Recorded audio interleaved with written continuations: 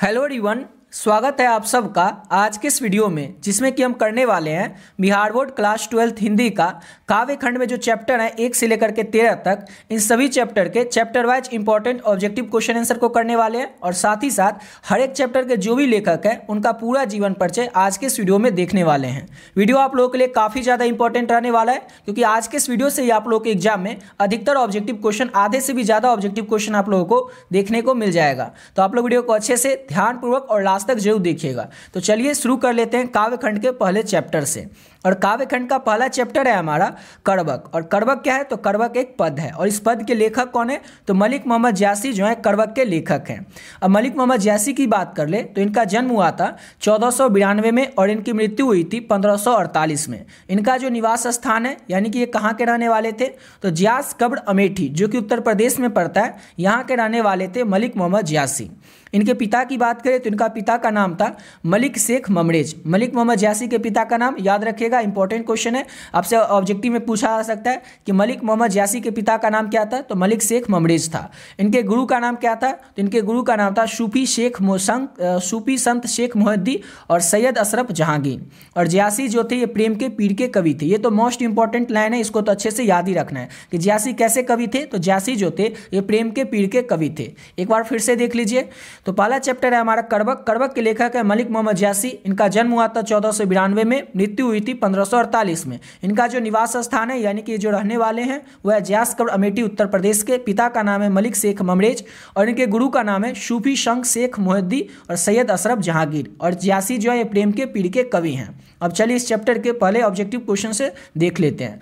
तो इस चैप्टर का पहला ऑब्जेक्टिव क्वेश्चन है हमारा, कड़बक के कवि यानी कि रचयिता कौन है? तो ऑलरेडी आपको ऊपर में बता दिए हैं कि मलिक मोहम्मद जयासी जो है ये कड़बक के लेखक हैं। ऑप्शन नंबर सी हो जाएगा। अगला क्वेश्चन है, मलिक मोहम्मद जयासी की कविता कौन सी है? ये भी बता दिए, कड़बक है मलिक मोहम्मद जयासी की कविता। पुत्र वियोग जो कविता इसकी लेखिका कौन है? तो ये भी याद रखिएगा, सुभद्रा कुमारी चौहान। अगला क्वेश्चन है, मलिक मोहम्मद जयासी का जन्म कब हुआ था? तो मलिक मोहम्मद जयासी जो है इनकी जन्म हुआ था 1492 में, यानी कि ऑप्शन नंबर सी हो जाएगा। अगला क्वेश्चन है हमारा, जयासी का जन्म किस प्रदेश में हुआ था? यहाँ पर प्रदेश पूछा जा रहा है, किस राज्य में हुआ था मलिक मोहम्मद जयासी का जन्म? तो उत्तर प्रदेश में हुआ था। उत्तर प्रदेश में कहाँ पर हुआ था? तो अमेठी में हुआ था, याद रखिएगा। अगला क्वेश्चन है, जयासी किस तरह के कवि थे? तो मलिक मोहम्मद जयासी जो थे ये सूफी कवि थे। ऑप्शन नंबर बी हो जाएगा। अगला क्वेश्चन है, जयासी का जन्म स्थान कहाँ? ये भी बता दिए, अमेठी उत्तर प्रदेश में जन्म हुआ था मलिक मोहम्मद जयासी का। ऑप्शन डी हो जाएगा। नेक्स्ट क्वेश्चन है, जयासी के पिता का नाम क्या था? तो मलिक शेख ममरेज। ऑप्शन में बी यहाँ पर तो दिया है, लेकिन ये गलत है, यमरेख यहाँ पर लिखा, लेकिन यहाँ पर होगा ममरेज। मलिक शेख ममरेज मलिक मोहम्मद जयासी के पिता का नाम था, ये याद रखिएगा।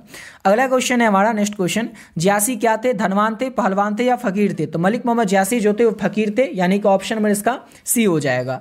अगला क्वेश्चन है हमारा, जयासी हिंदी साहित्य के किस काव्य धारा से जुड़े हुए हैं? तो मलिक मोहम्मद जयासी जो है हिंदी साहित्य के प्रेम मार्गी शाखा से जुड़े हुए हैं। प्रेम मार्गी काव्य धारा से जुड़े हुए हैं हिंदी साहित्य के Malik Mohammad Jayasi. Option number B हो जाएगा। अगला क्वेश्चन है, जयासी की काव्य की भाषा क्या रहती है? तो जयासी जो है मलिक मोहम्मद जयासी, इनके काव्य की भाषा अवधी रहती है। ऑप्शन नंबर सी हो जाएगा। नेक्स्ट क्वेश्चन है हमारा, जयासी के काव्य का मुख्य रस क्या होता है? तो श्रृंगार रस होता है मलिक मोहम्मद जयासी के काव्य का। ऑप्शन नंबर बी हो जाएगा। मलिक मोहम्मद जयासी के काव्य का मुख्य रस श्रृंगार रस होता है। अगला क्वेश्चन है, जयासी ने रत्नसेन तथा पद्मावती की कथा को किस प्रकार जोड़ा है? किस प्रकार जोड़ा है? तो रक्त रूप लय के द्वारा जयासी ने रत्नसेन तथा पद्मावती की कथा को जोड़ा है। ऑप्शन नंबर सी हो जाएगा।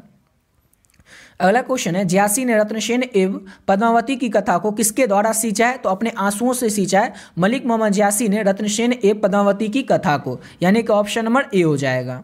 अगला क्वेश्चन है, जयासी के अंदर किस दोष के होने के बावजूद भी वो गुणवान है? किस दोष के से युक्त होते हुए भी मलिक मोहम्मद जयासी जो है गुणवान है? तो नेत्र दोष होने के बावजूद भी मलिक मोहम्मद जयासी जो है वो गुणवान है, यानी कि वे नेत्रविहीन थे। ऑप्शन नंबर बी हो जाएगा, उनके अंदर नेत्र दोष था। अगला क्वेश्चन है, जयासी का काव्य किस प्रकार गंभीर एवं व्यापक है? तो समुद्र की भांति मलिक मोहम्मद जयासी का जो काव्य है वो गंभीर एवं व्यापक है, यानी कि ऑप्शन सी हो जाएगा, समुद्र के भांति। और अगला क्वेश्चन है हमारा, इनमें से प्रेम के पीर के कवि कौन है? ये काफ़ी ज़्यादा इंपॉर्टेंट क्वेश्चन है, इसको तो अच्छे से याद रखिएगा कि मलिक मोहम्मद जयासी जो है ये प्रेम के पीर के कवि हैं। ऑप्शन नंबर ए हो जाएगा।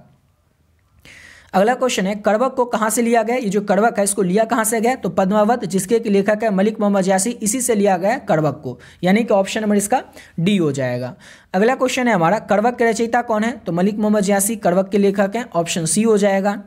अगला क्वेश्चन है हमारा यासी रचित पद्मावत जो है इसकी भाषा क्या है, तो मलिक मोहम्मद यासी के द्वारा लिखा गया जो पद्मावत है इसकी भाषा क्या है, तो इसकी जो भाषा है वो अवधी ही है, यानी कि ऑप्शन नंबर इसका ए हो जाएगा। अगला क्वेश्चन है मलिक मोहम्मद यासी किस परंपरा के कवि हैं, तो मलिक मोहम्मद यासी जो है प्रेम ख्यानक काव्य परंपरा के कवि हैं, यानी कि ऑप्शन नंबर इसका सी हो जाएगा। नेक्स्ट क्वेश्चन है हमारा यासी ने अपनी आँख की उपमा यानी कि तुलना किससे की है, तो मलिक मोहम्मद यासी ने अपनी आँख की जो तुलना है वो दर्पण यानी कि ऐनक से किया है, ऑप्शन नंबर डी हो जाएगा। याद रखिएगा यासी ने अपनी आँख की जो उपमा है वो दर्पण से किया है। अगला क्वेश्चन है मलिक मोहम्मद यासी किस शाखा के कवि हैं, तो मलिक मोहम्मद यासी जो है प्रेम मार्गी शाखा के कवि हैं, ऑप्शन नंबर ए हो जाएगा। अगला क्वेश्चन है हमारा कौन सी कृति मलिक मोहम्मद यासी की नहीं है, तो मृगावती जो है चार ऑप्शन में से ये मलिक मोहम्मद यासी की कृति नहीं है, ऑप्शन नंबर डी हो जाएगा।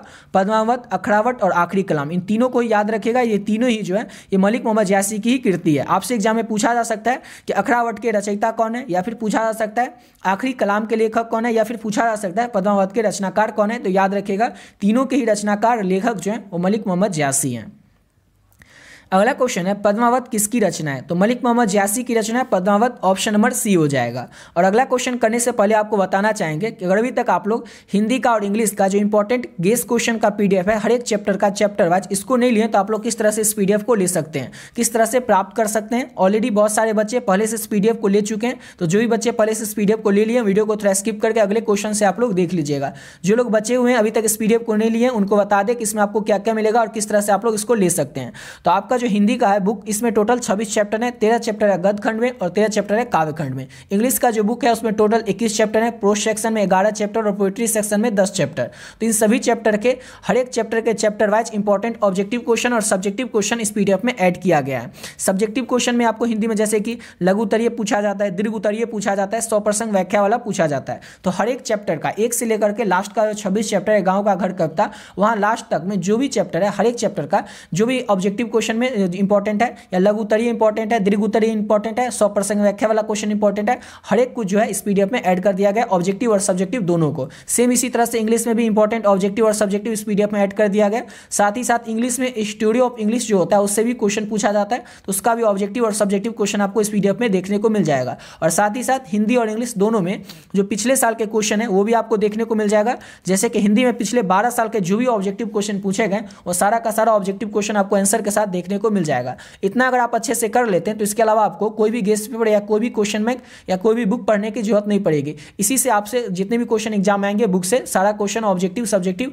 आपका इसी से बन जाएगा। तो आप भी चाहें तो इसको ले सकते हैं केवल और केवल 30 रुपये पे करके। अब पे कैसे करना और लेना कैसे, तो ये जो नंबर है 7903820891 इस नंबर पर आप लोग फोन पे, गूगल पे, पेटीएम किसी भी माध्यम से 30 रुपये पे कर सकते हैं। पे करने के बाद आपको क्या करना है, ये जो नंबर है 7903820891 इसी नंबर से व्हाट्सएप भी है, तो उस व्हाट्सएप पर आपको स्क्रीनशॉट को भेज देना है और बस एक मैसेज कर देना हिंदी इंग्लिश, जिससे कि ये पता चल जाए आपको हिंदी और इंग्लिश का पीडीएफ चाहिए। जैसे आप पे करके स्क्रीनशॉट भेजेंगे, सब्जेक्ट का नाम बताएंगे, आपको जो पीडीएफ है तुरंत मिल जाएगा। और इसमें जितना ऑब्जेक्टिव और सब्जेक्टिव क्वेश्चन दिया हुआ है अगर इसको अच्छे से कर लेते हैं तो इसी में से आपके एग्जाम में सभी प्रश्न देखने को आपको मिल जाएगा। क्योंकि एग्जाम में कहीं से भी क्वेश्चन आएगा तो आएगा बुक से ही। बुक में जो चैप्टर है 26 चैप्टर हिंदी में और 11 और 21 चैप्टर आपके इंग्लिश में, इन्हीं चैप्टर से ऑब्जेक्टिव और सब्जेक्टिव क्वेश्चन पूछा जाएगा। और इन सभी चैप्टर का जो भी इंपॉर्टेंट ऑब्जेक्टिव सब्जेक्टिव क्वेश्चन है सभी इस पीडीएफ में ऐड कर दिया गया है। तो अगर आप इसको कर लेते हैं तो इसके अलावा आपसे एग्जाम में कुछ भी इसके बाहर से पूछा नहीं जाएगा। तो जो भी बच्चे बचे हुए हैं अभी तक इस पीडीएफ को नहीं लिए तो आप लोग भी ले सकते हैं। अब आते हैं अपने अगले क्वेश्चन पे। और अगला क्वेश्चन है हमारा मलिक मोहम्मद यासी की मृत्यु कब हुई थी, तो मलिक मोहम्मद यासी जो है इनकी मृत्यु हुई थी 1548 में, ऑप्शन नंबर इसका ए हो जाएगा।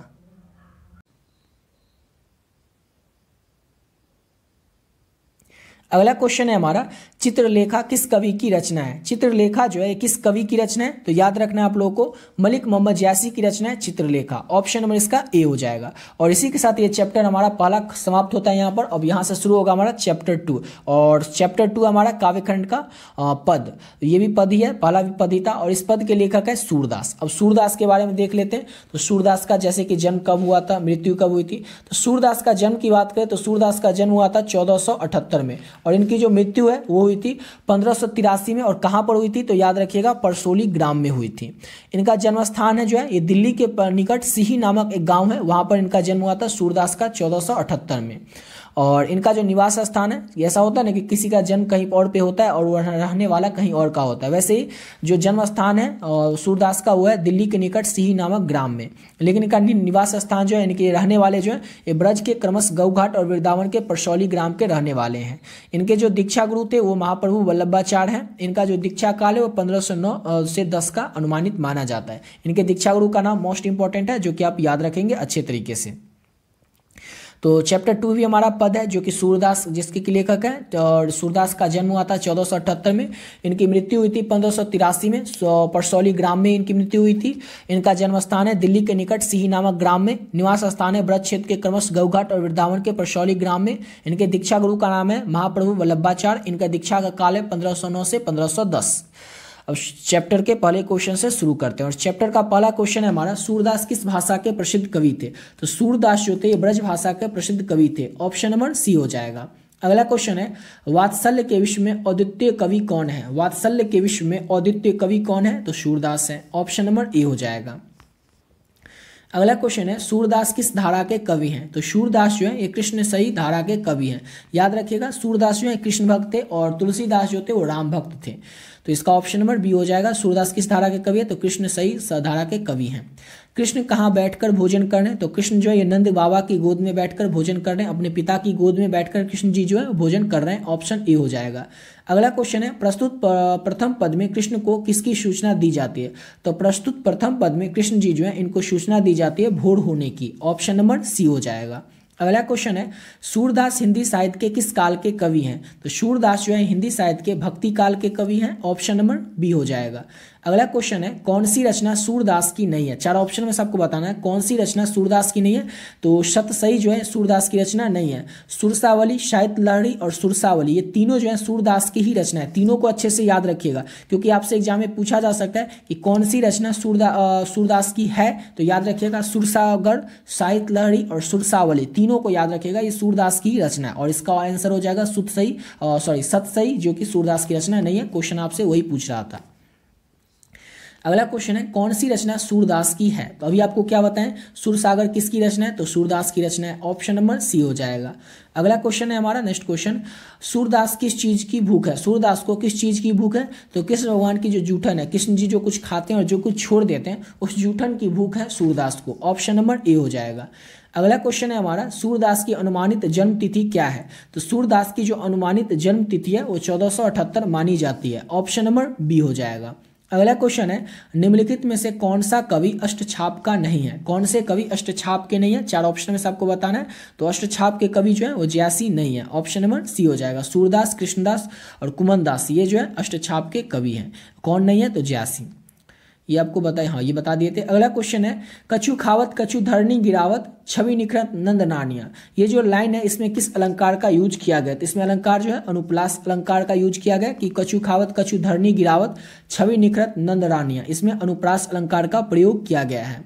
अगला क्वेश्चन है, कवल कुसुम फूले नर नारी सुर संयम में कौन सा अलंकार है? अब इसमें कौन सा अलंकार है? तो इसमें हो जाएगा अनुप्रास अलंकार ही। ऑप्शन नंबर बी हो जाएगा। और क्यों होगा अनुप्रास अलंकार वो आप लोग को ऑलरेडी पिछले वीडियो में बता चुके हैं, जिसमें कि अनुप्रास अलंकार को कैसे पहचानने का ट्रिक बताए थे उसमें। इसमें अगर फिर से डिटेल में समझाने लगेंगे तो वीडियो और ज्यादा लंबा हो जाएगा। अगला क्वेश्चन है हमारा, साहित्य लहरी किनकी रचना है? साहित्य लहरी के रचनाकार कौन है? साहित्य लहरी किनकी रचना है? तो सूरदास की रचना है। ऑप्शन नंबर बी हो जाएगा। अगला क्वेश्चन है, सूरदास की रचनाओं की भाषा क्या है? तो सूरदास की रचनाओं की जो भाषा है वो ब्रज भाषा है। ऑप्शन नंबर बी हो जाएगा।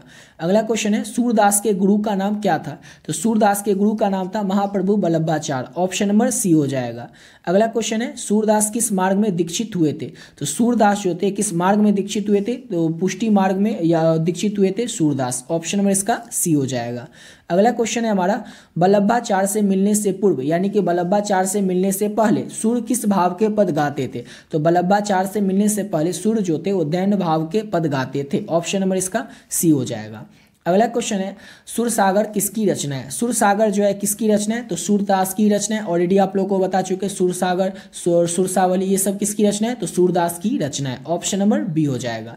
अगला क्वेश्चन है द्वितीय पद में किस खाद्य पदार्थ का उल्लेख नहीं हुआ है। क्वेश्चन को पढ़ना है, एग्जाम ऐसा नहीं कि क्वेश्चन पढ़ लिए और अच्छे से पढ़े नहीं छोड़ दिए और पढ़ लिए द्वितीय पद में किस खाद्य पदार्थ का उल्लेख हुआ है, बस लगा दे टिक सही। अच्छा, दही का उल्लेख हुआ है या माखन का उल्लेख हुआ है। इसलिए एग्जाम में जाकर के क्वेश्चन को पहले ध्यानपूर्वक पढ़ना है, फिर आप लोगों को उसका उत्तर देना है, क्योंकि आपके पास भरपूर टाइम रहेगा। ऐसा किसी भी पेपर में आपके साथ नहीं होगा कि किसी भी पेपर में आपको टाइम की कमी महसूस होगी। आपको भरपूर टाइम मिलेगा, अच्छे से क्वेश्चन को पढ़ना है, ऑप्शन को पढ़ना है, फिर उसका उत्तर लिखना है। अगर आपको आंसर पता भी नहीं फिर भी आपको अच्छे से उसको पढ़ना है, क्योंकि हो सकता है कुछ और उसमें नया ऐड कर दिया गया हो, क्योंकि एग्जामिनर तो चाहेगा कि कुछ ट्रिकी क्वेश्चन ही लाएं, तो आप लोगों को अच्छे से क्वेश्चन को पढ़ना है। तो जैसे कि इसमें क्वेश्चन है द्वितीय पद में जो किस खाद्य पदार्थ, किस खाने योग्य पदार्थ का उल्लेख नहीं हुआ सूरदास के दूसरे पद में, तो अपूप का प्रयोग नहीं हुआ है। ऑप्शन नंबर इसका डी हो जाएगा। दही, माखन और मिश्री तीनों खाद्य पदार्थ का उल्लेख किया गया सूरदास के दूसरे पद में। अगला क्वेश्चन है सूरदास की कृति कौन सी है। 4 ऑप्शन में से आपको बताना है। सूरदास की कृति है साहित्य लहरी। साहित्य लहरी के लेखक कौन है, तो सूरदास ही हैं, आपको बता चुके हैं ऑलरेडी ऊपर।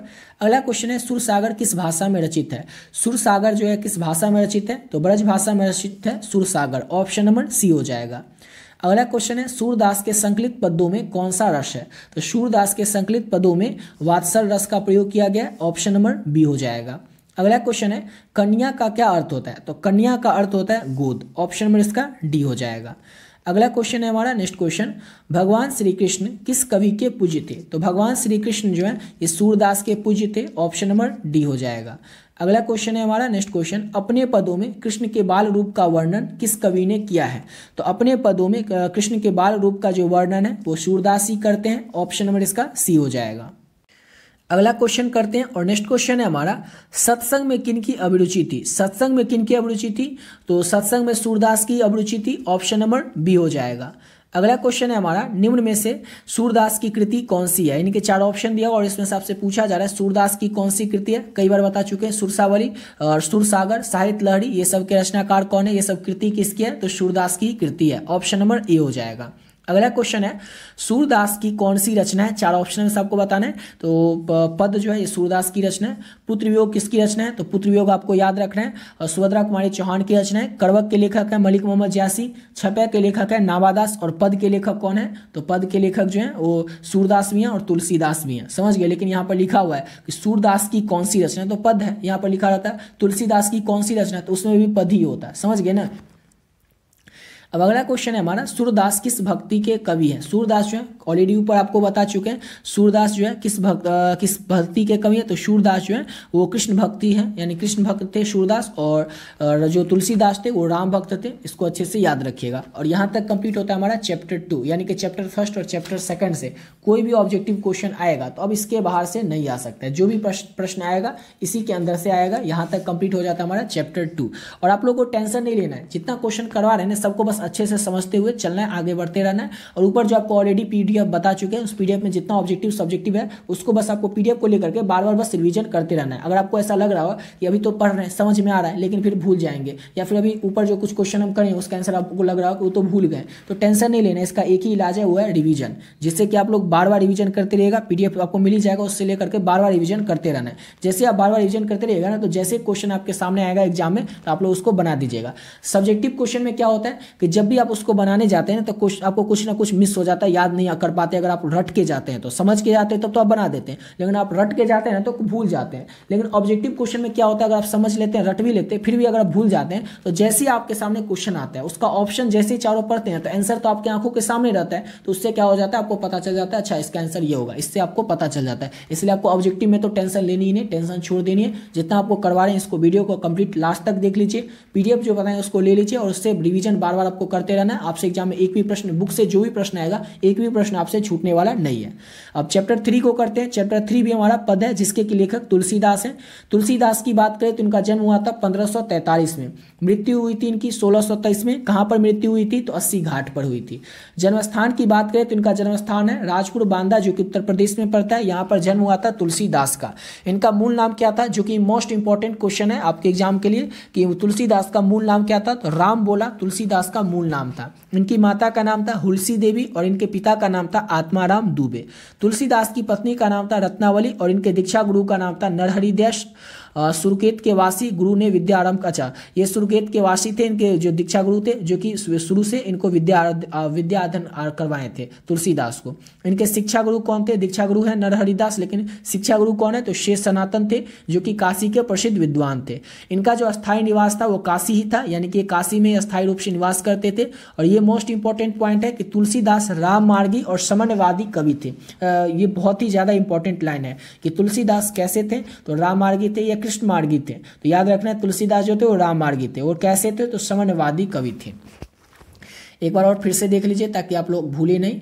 तो चैप्टर 3 है हमारा क्या? तो पद के लेखक तुलसीदास है। तुलसीदास की जन्म की बात करें तो इनका जन्म हुआ था 1543 में, मृत्यु हुई थी 1623 में अस्सी घाट पर। जन्म स्थान है इनका राजपुर बांदा, जो कि उत्तर प्रदेश में पड़ता है। इनका मूल नाम है राम बोला। इनकी माता का नाम है हुलसी देवी। इनके पिता का नाम है आत्माराम दुबे। इनकी पत्नी का नाम है रत्नावली। और इनके दीक्षा गुरु का नाम है नरहरिदास। और इनके शिक्षा गुरु का नाम है शेष सनातन, जो कि काशी के प्रसिद्ध विद्वान थे। इनका स्थायी निवास जो है वो काशी में ही है। और तुलसीदास जो है राम मार्गी और साम्यवादी थे। इतना आपको याद रखना है तुलसीदास के बारे में। अब इनसे रिलेटेड, इस चैप्टर से रिलेटेड जो भी ऑब्जेक्टिव क्वेश्चन है इंपॉर्टेंट आपके एग्जाम के लिए, उसको देख लेते हैं। तो तुलसीदास कैसे कवि माने जाते हैं? तो तुलसीदास जो है इस साम्यवादी कवि माने जाते हैं। ऑलरेडी आप लोगों को ऊपर में बता चुके हैं। ऑप्शन नंबर डी हो जाएगा। अगला क्वेश्चन है तुलसीदास का जन्म। तो तुलसीदास का जो जन्म है ये 1543 ईस्वी में हुआ था। ऑप्शन नंबर बी हो जाएगा। अगला क्वेश्चन है तुलसीदास का जन्म किस प्रदेश में हुआ था? तो तुलसीदास जो है इनका जन्म हुआ था उत्तर प्रदेश में। ऑप्शन नंबर सी हो जाएगा। और याद रखना उत्तर प्रदेश के राजपुर बांदा में तुलसीदास का जन्म हुआ था। अगला क्वेश्चन है हमारा काशी में कितने वर्षों तक रहकर तुलसीदास ने शिक्षा प्राप्त किया था? तो याद रखना है काशी में 10 वर्षों तक रहकर तुलसीदास ने शिक्षा प्राप्त किया था। ऑप्शन नंबर ए हो जाएगा 10 वर्षों तक। अगला क्वेश्चन है रामचरितमानस किसकी रचना है? जो कि कितना ज्यादा फेमस है। और ये किसकी रचना है? सबको पता होगा, बच्चे को पता होगा। रामचरितमानस जो है वो तुलसीदास की रचना है। ऑप्शन नंबर इसका बी हो जाएगा। अगला क्वेश्चन है तुलसीदास किस शाखा के कवि थे? तो तुलसीदास जो थे ये राम मार्गी शाखा के कवि हैं। जैसे कि सूरदास कृष्ण मार्गी शाखा के कवि हैं, वैसे ही तुलसीदास जो है राम मार्गी शाखा के कवि हैं। अगला क्वेश्चन है हमारा तुलसीदास ने अपने युग की किन 2 साहित्यिक भाषाओं को अपनाया था? मोस्ट इंपॉर्टेंट क्वेश्चन है कि तुलसीदास ने अपने युग की किन 2 साहित्यिक भाषाओं को अपनाया था? तो अवधी और ब्रज भाषा को तुलसीदास ने अपने युग की अवधी और ब्रज भाषाओं को अपनाया था। ऑप्शन नंबर सी हो जाएगा। अगला क्वेश्चन है दूसरे पद में तुलसी ने अपना परिचय किस रूप में दिया है? जो तुलसीदास के द्वारा रचित पद है उस पद के दूसरे पद में तुलसी ने अपना परिचय किस रूप में दिया है? किस रूप में दिया है? तो भिखारी के रूप में तुलसी ने अपना परिचय दिया। ऑप्शन नंबर सी हो जाएगा। अगला क्वेश्चन है तुलसीदास को किस चीज की भूख है? तो तुलसीदास जो है इनको भक्ति की भूख है। किसकी भक्ति का भूख है? तो राम जी के भक्ति का भूख है तुलसीदास को। ऑप्शन नंबर बी हो जाएगा। अगला क्वेश्चन है तुलसीदास के पठित पद किस भाषा में है? तो तुलसीदास के जो पठित पद है ये अवधी भाषा में है। ऑप्शन नंबर डी हो जाएगा। अगला क्वेश्चन है तुलसी ने प्रथम पद में किसकी स्तुति की है?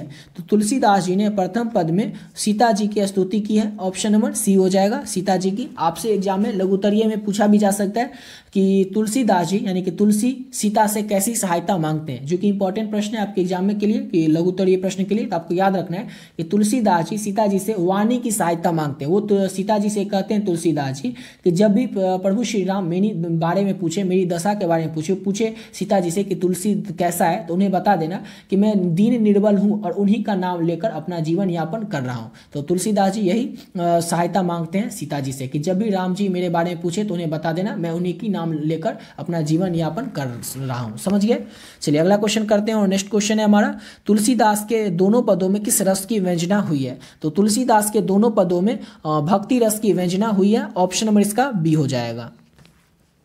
अगला क्वेश्चन है तुलसीदास ने प्रथम पद में अपना परिचय किस रूप में दिया है? तो तुलसीदास ने अपना प्रथम पद में अपना जो परिचय है वो सीता के दास के रूप में दिया है। ऑप्शन नंबर इसका डी हो जाएगा। अगला क्वेश्चन है कब तक अब अवसर पाई अब में अब का संबोधन किसके लिए है? सिंपल क्वेश्चन है कि कब तक अब अवसर पाई। इसमें जो अब है ना, ये अब का संबोधन किसके लिए किया गया है? तो ये अब का संबोधन सीता जी के लिए किया गया है। ऑप्शन नंबर ए हो जाएगा। अगला क्वेश्चन है कौन तुलसीदास के मित्र नहीं थे? 4 नाम हैं, महाराजा मानसिंह, टोडरमल, सूरदास और नाभादास। तो इसमें से कौन तुलसीदास के मित्र नहीं थे? ये नहीं पूछा जा रहा है कौन तुलसीदास के मित्र थे, कौन मित्र नहीं थे। तो सूरदास जो है तुलसीदास के मित्र नहीं थे, और बाकी महाराजा मानसिंह, टोडरमल और नाभादास ये तीनों जो है ये तुलसीदास के मित्र थे, समझ गए। और सूरदास तुलसीदास के मित्र नहीं थे। अगला क्वेश्चन है कि कौन सी रचना तुलसीदास की नहीं है? 4 ऑप्शन में सबको बताना है कौन सी रचना तुलसीदास की नहीं है। तो आखिरी इसका क्या, सूरसागर है, उसके बाद क्या क्या, विनय पत्रिका है, और पाश्चात्य और पद्मावत है। इसमें से सूरदास की रचना कौन सी नहीं है? तो विनय पत्रिका जो है ये सूरदास ने, तुलसीदास की रचना नहीं है। ऑप्शन नंबर बी हो जाएगा विनय पत्रिका। विनय पत्रिका जो है ये तुलसीदास की रचना नहीं है, ऑप्शन नंबर बी हो जाएगा। अगला क्वेश्चन है कौन सी रचना तुलसीदास की नहीं है? फिर से क्वेश्चन है कौन सी रचना जो, एक सेकंड, यहाँ पर तुलसीदास की नहीं है ना, नहीं था या है? अच्छा, यहाँ पर था कौन सी रचना तुलसीदास की है, तो वही सेम ही होगा, विनय पत्रिका जो है ये तुलसीदास की रचना है। सूरसागर ये तो आपको बता ही चुके हैं, सूरदास की रचना है। पाश्चात्य और ये पद्मावत जो है ये पद्मावत रचना बता चुके हैं हम आपको, मलिक मोहम्मद जैसी की है। और विनय पत्रिका जो है ये तुलसीदास की रचना है, यानी कि ऑप्शन नंबर बी हो जाएगा।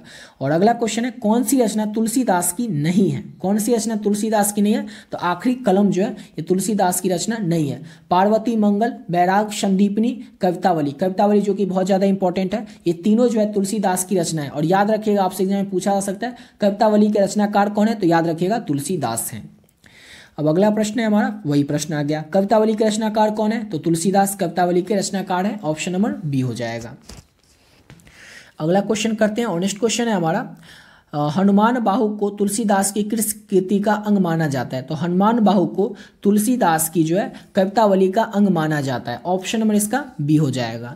अगला क्वेश्चन है तुलसीदास के माता का नाम क्या था? ऊपर आपको ऑलरेडी बता चुके हैं, तुलसीदास के माता का नाम था हुलसी देवी, ऑप्शन नंबर सी हो जाएगा।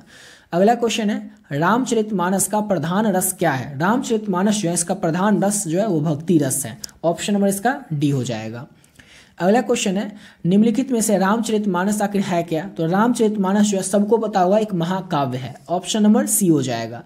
अगला क्वेश्चन है इनमें से कौन सी रचना तुलसीदास की या फिर तुलसी की नहीं है?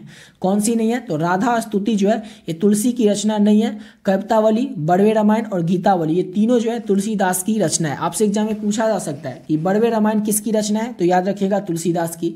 गीतावली के रचनाकार कौन है? तो तुलसीदास है। कवितावली के रचनाकार कौन है, लेखक कौन है? तो याद रखिएगा तुलसीदास है। अगला क्वेश्चन है रामचरितमानस का रचना समय क्या है? तो रामचरितमानस का जो रचना समय है वो संवत 1631 है, ऑप्शन नंबर इसका ए हो जाएगा। अगला क्वेश्चन करते हैं, और नेक्स्ट क्वेश्चन है हमारा रामचरितमानस की भाषा क्या है? तो सबको पता होगा रामचरितमानस जो है अवधी भाषा में लिखी गई है, ऑप्शन नंबर सी हो जाएगा। कई लोग संस्कृत लगाएंगे तो संस्कृत गलत है। अगला क्वेश्चन है हमारा विनय पत्रिका की भाषा क्या है? तो विनय पत्रिका के लेखक तुलसीदास हैं और इसकी जो भाषा है वो ब्रज भाषा ही है, ऑप्शन नंबर इसका क्या होगा, तो बी हो जाएगा। अगला क्वेश्चन करते हैं, और नेक्स्ट क्वेश्चन है हमारा तुलसीदास का जन्म कहाँ हुआ था? तो तुलसीदास का जो जन्म है राजपुर बांदा जो कि उत्तर प्रदेश में पड़ता है, यहाँ पर हुआ था। अगला क्वेश्चन है तुलसीदास का मूल नाम क्या था? मोस्ट इंपॉर्टेंट क्वेश्चन है आपके आने वाले एग्जाम के लिए कि तुलसीदास का मूल नाम क्या था? तो याद रखना है तुलसीदास का जो मूल नाम है वो राम बोला था, ऑप्शन नंबर बी हो जाएगा। अगला क्वेश्चन है हमारा तुलसीदास के शिक्षा गुरु कौन थे? तो तुलसीदास के जो शिक्षा गुरु हैं उनका नाम था शेष सनातन जो कि काशी के प्रसिद्ध विद्वान थे।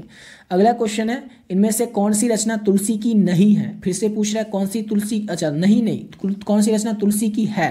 तो कौन सी? Vinay Patrika, option number D हो जाएगा। विनय पत्रिका तुलसीदास की रचना है।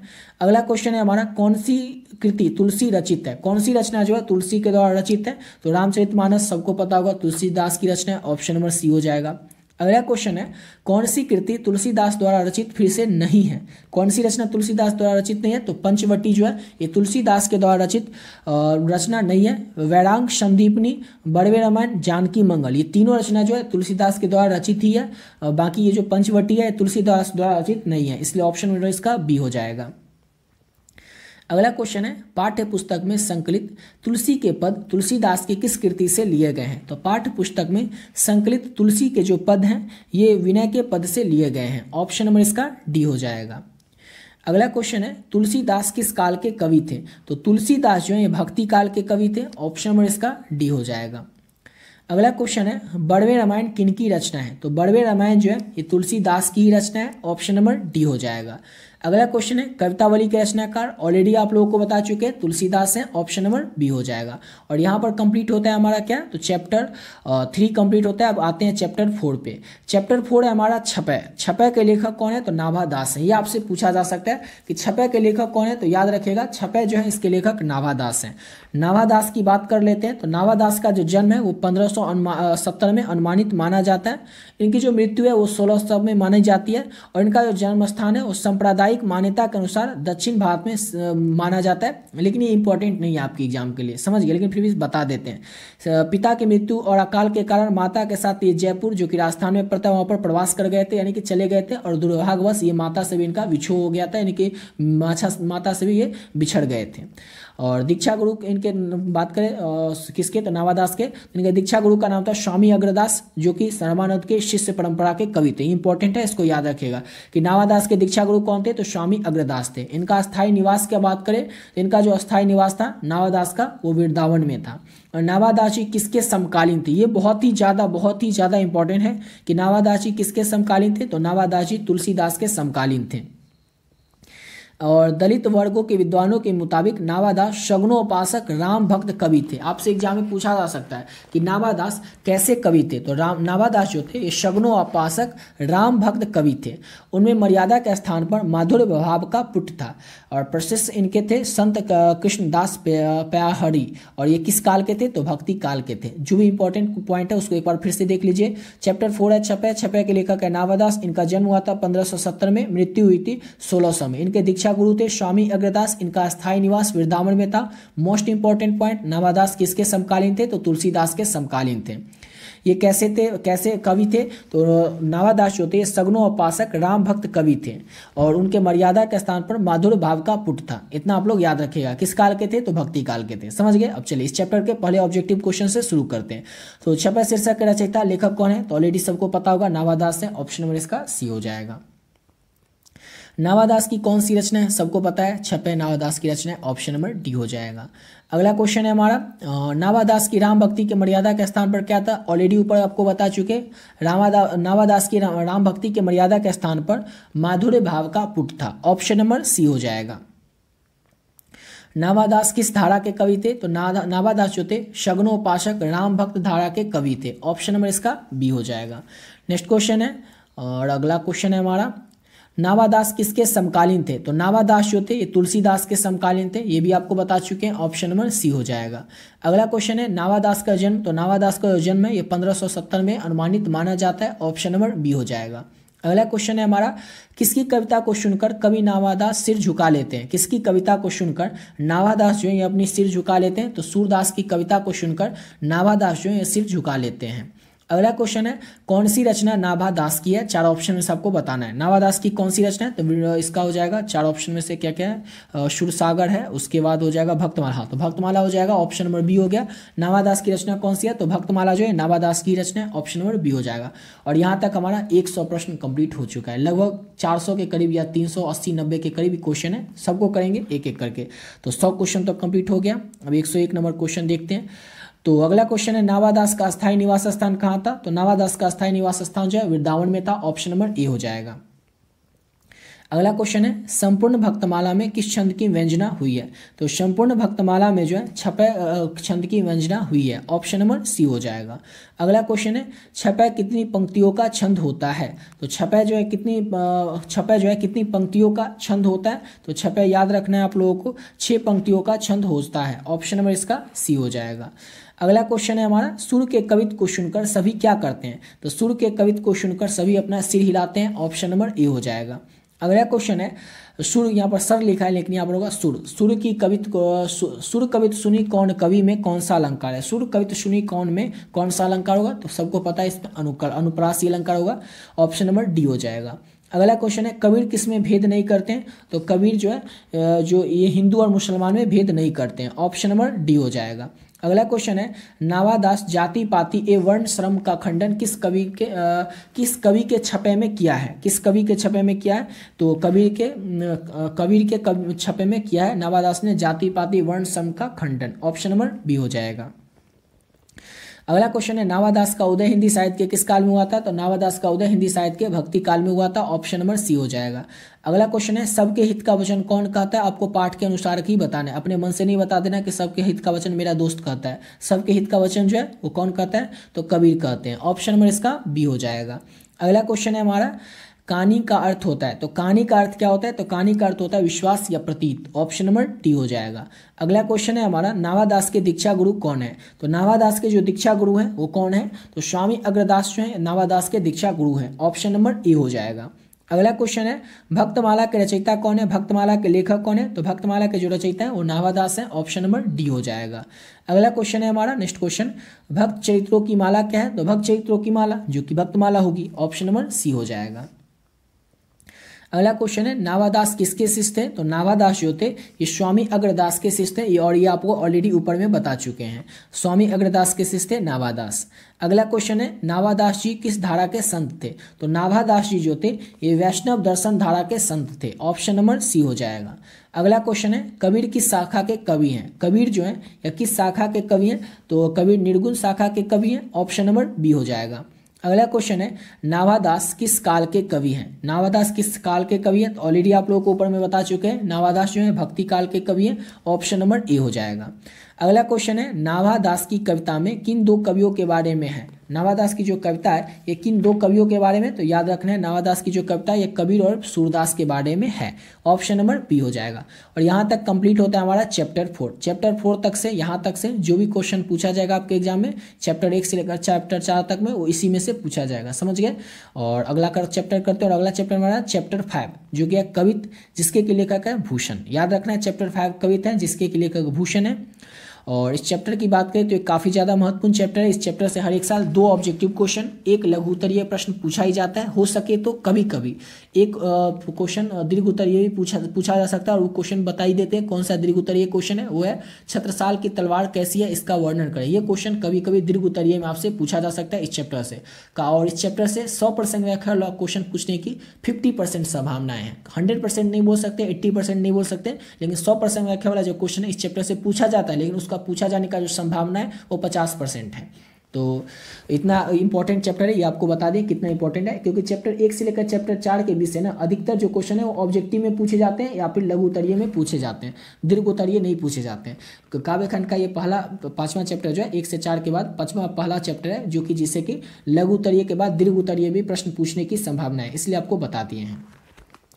तो भूषण की बात करते हैं। तो भूषण का जन्म हुआ था 1613 में, मृत्यु हुई थी 1715 में। जन्म स्थान इनका है तिकवापुर कानपुर जो कि उत्तर प्रदेश में पड़ता है। इनके पिता का नाम है रत्नाकर त्रिपाठी। भूषण किस काल के हैं? तो भूषण रीति काल के प्रसिद्ध कवि हैं। एक और चीज आपसे पूछा जाएगा भूषण रीति काल के किस धारा के कवि हैं? मोस्ट इंपॉर्टेंट क्वेश्चन है, तो याद रखिएगा भूषण रीति काल के रीति युक्त धारा के कवि हैं। भूषण का जो नाम है उपनाम है भूषण, ये किसने दिया था? तो चित्रकूट के सोलंकी राजा रुद्र शाह के द्वारा भूषण जो कवि भूषण है इनको उपाधि ये दी गई थी, समझ गए, चित्रकूट के सोलंकी राजा के द्वारा। इतना आपको भूषण के बारे में याद रखना है। तो देख लीजिए चैप्टर 5 है कवित जिसके लेखक भूषण है।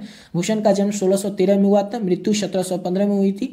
और इनका जन्म स्थान है तिकवापुर कानपुर जो कि उत्तर प्रदेश में पड़ता है। पिता का नाम था रत्नाकर त्रिपाठी। भूषण रीति काल के प्रसिद्ध कवि थे। इनका जो उपनाम था भूषण ये चित्रकूट के सोलंकी राजा रुद्र शाह के द्वारा दिया गया था। अब इस चैप्टर के पहले क्वेश्चन से शुरू करते हैं, और इस चैप्टर का पहला क्वेश्चन है हमारा भूषण ने कौन सी कविता लिखी है? तो भूषण के द्वारा कविता ही लिखा गया, इसलिए ऑप्शन सी हो जाएगा। अगला क्वेश्चन है कवित शीर्षक कविता के कवि कौन है? तो कवित शीर्षक कविता के कवि जो है भूषण है। ऑप्शन नंबर बी हो जाएगा। अगला क्वेश्चन करते हैं, और नेक्स्ट क्वेश्चन है हमारा, अगला क्वेश्चन है भूषण रीति काल के किस धारा के कवि हैं? तो भूषण जो है ये रीति काल के रीति युक्त धारा के कवि हैं, यानी कि ऑप्शन नंबर इसका बी हो जाएगा। अगला क्वेश्चन है हमारा कवित के प्रथम पद में कौन सा रस है? तो कवित का जो पहला पद है उसमें वीर रस की अव्यंजना हुई है। ऑप्शन नंबर इसका ए हो जाएगा। अगला क्वेश्चन है हमारा नेक्स्ट क्वेश्चन कवित के दूसरे पद में किस रस की अभिव्यंजना हुई है? तो कवित के द्वितीय यानी कि दूसरे पद में रौद्र रस की अभिव्यंजना हुई है। ऑप्शन नंबर ए हो जाएगा। अगला क्वेश्चन है भूषण ने मुख्यतः किस भाषा में रचना की है? तो भूषण ने मुख्यतः किस भाषा में रचना की है? तो ब्रज भाषा में रचना किया भूषण ने मुख्यतः। ऑप्शन नंबर बी हो जाएगा। अगला क्वेश्चन है छत्रसाल की तलवार ने कौन सा रूप धारण कर रखा है? तो छत्रसाल की जो तलवार है उसने रौद्र रूप धारण कर रखा है। ऑप्शन नंबर ए हो जाएगा। नेक्स्ट क्वेश्चन है हमारा, छत्रसाल की तलवार काली देवी को क्या प्रदान करती है? तो छत्रसाल की जो तलवार है ये काली देवी को प्रदान करती है प्रसाद। ऑप्शन नंबर इसका ए हो जाएगा। नेक्स्ट क्वेश्चन है हमारा, अगला क्वेश्चन है, लागती लपक कंठ बैरन की नागिन सी। लागती लपक कंठ बैरन की नागिन सी, इसमें कौन सा अलंकार है? तो इसमें आपको याद रखना है अनुप्रास अलंकार है। ऑप्शन नंबर सी हो जाएगा। अगला क्वेश्चन है, निम्नलिखित में से कौन सी रचना भूषण की है? चार ऑप्शन में से आपको बताना है भूषण की रचना कौन सी है। तो शिवराज भूषण जो है ये भूषण की ही रचना है। ऑप्शन नंबर डी हो जाएगा। अगला क्वेश्चन है, भूषण ने समुद्रगीन की तुलना किससे की है? तो भूषण ने समुद्रगीन की जो तुलना है वो शिवाजी से की है। ऑप्शन नंबर बी हो जाएगा। अगला क्वेश्चन है, भूषण के प्रथम दंड में कौन सा रस है? तो भूषण के प्रथम दंड में वीर रस की अवव्यंजना हुई है। ऑप्शन नंबर सी हो जाएगा। अगला क्वेश्चन है, भूषण के द्वितीय छंद में किस रस की अवव्यंजना हुई है? तो भूषण के द्वितीय छंद में रौद्र रस की अवव्यंजना हुई है। ऑप्शन नंबर बी हो जाएगा। अगला क्वेश्चन है, प्रलय भानुतम तोम में कौन सा अलंकार है? तो प्रलय भानुतम तोम जो है इसमें अलंकार अरूपक है। ऑप्शन नंबर ए हो जाएगा। अगला क्वेश्चन करते हैं और नेक्स्ट क्वेश्चन है हमारा, कौन सी कृति भूषण की है? चार ऑप्शन में से आपको बताना है कौन सी कृति जो है भूषण की कृति है। तो इसका हो जाएगा क्या क्या है, और शिवा बापनी तो है ही ना। ऑप्शन नंबर बी हो जाएगा। शिवा बापनी जो है ये भूषण की ही कृति है। ऑप्शन नंबर इसका बी हो जाएगा। अगला क्वेश्चन है, कवि भूषण की उपाधि दी थी। तो ऊपर ही आपको बता दिए थे कवि भूषण को भूषण की उपाधि किसके द्वारा दी गई थी? तो चित्रकूट के सोलंकी राजा रुद्र शाह के द्वारा कवि भूषण को भूषण की उपाधि प्रदान की गई थी। ऑप्शन नंबर ए हो जाएगा। अगला क्वेश्चन है, भूषण ने किस रस को प्रमुखता दी है? तो भूषण के द्वारा किस रस को प्रमुखता दी गई है? तो वीर रस की प्रमुखता दी गई है भूषण के द्वारा। ऑप्शन नंबर डी हो जाएगा। अगला क्वेश्चन है, शिवराज भूषण में कितने अलंकारों का निरूपण किया गया है? तो शिवराज भूषण में 105 अलंकारों का निरूपण किया गया है। ऑप्शन नंबर डी हो जाएगा। अगला क्वेश्चन है, भूषण की कृति नहीं है। चार ऑप्शन में से आपको बताना है भूषण की कृति कौन सी नहीं है। तो हर्षो उल्लास जो है ये भूषण की कृति नहीं है। भूषण हजारा, भूषण उल्लास और दूषण उल्लास ये तीनों जो है भूषण की ही कृति है, लेकिन हर्षो उल्लास जो है भूषण की कृति नहीं है। इसलिए ऑप्शन नंबर डी हो जाएगा। क्वेश्चन भाई आपसे पूछ रहा था भूषण की कृति कौन सी नहीं है, तो हर्षो उल्लास। अगला क्वेश्चन है, भूषण के प्रिय नायक कौन है? तो भूषण के प्रिय नायक का नाम है छत्रपति शिवाजी और छत्रसाल। छत्रपति शिवाजी और छत्रसाल जो है ये भूषण के प्रिय नायक हैं। ऑप्शन नंबर ए हो जाएगा। अगला क्वेश्चन है, शिवाजी के पुत्र का नाम क्या था? तो शिवाजी के पुत्र का नाम था साहू जी। ऑप्शन नंबर बी हो जाएगा।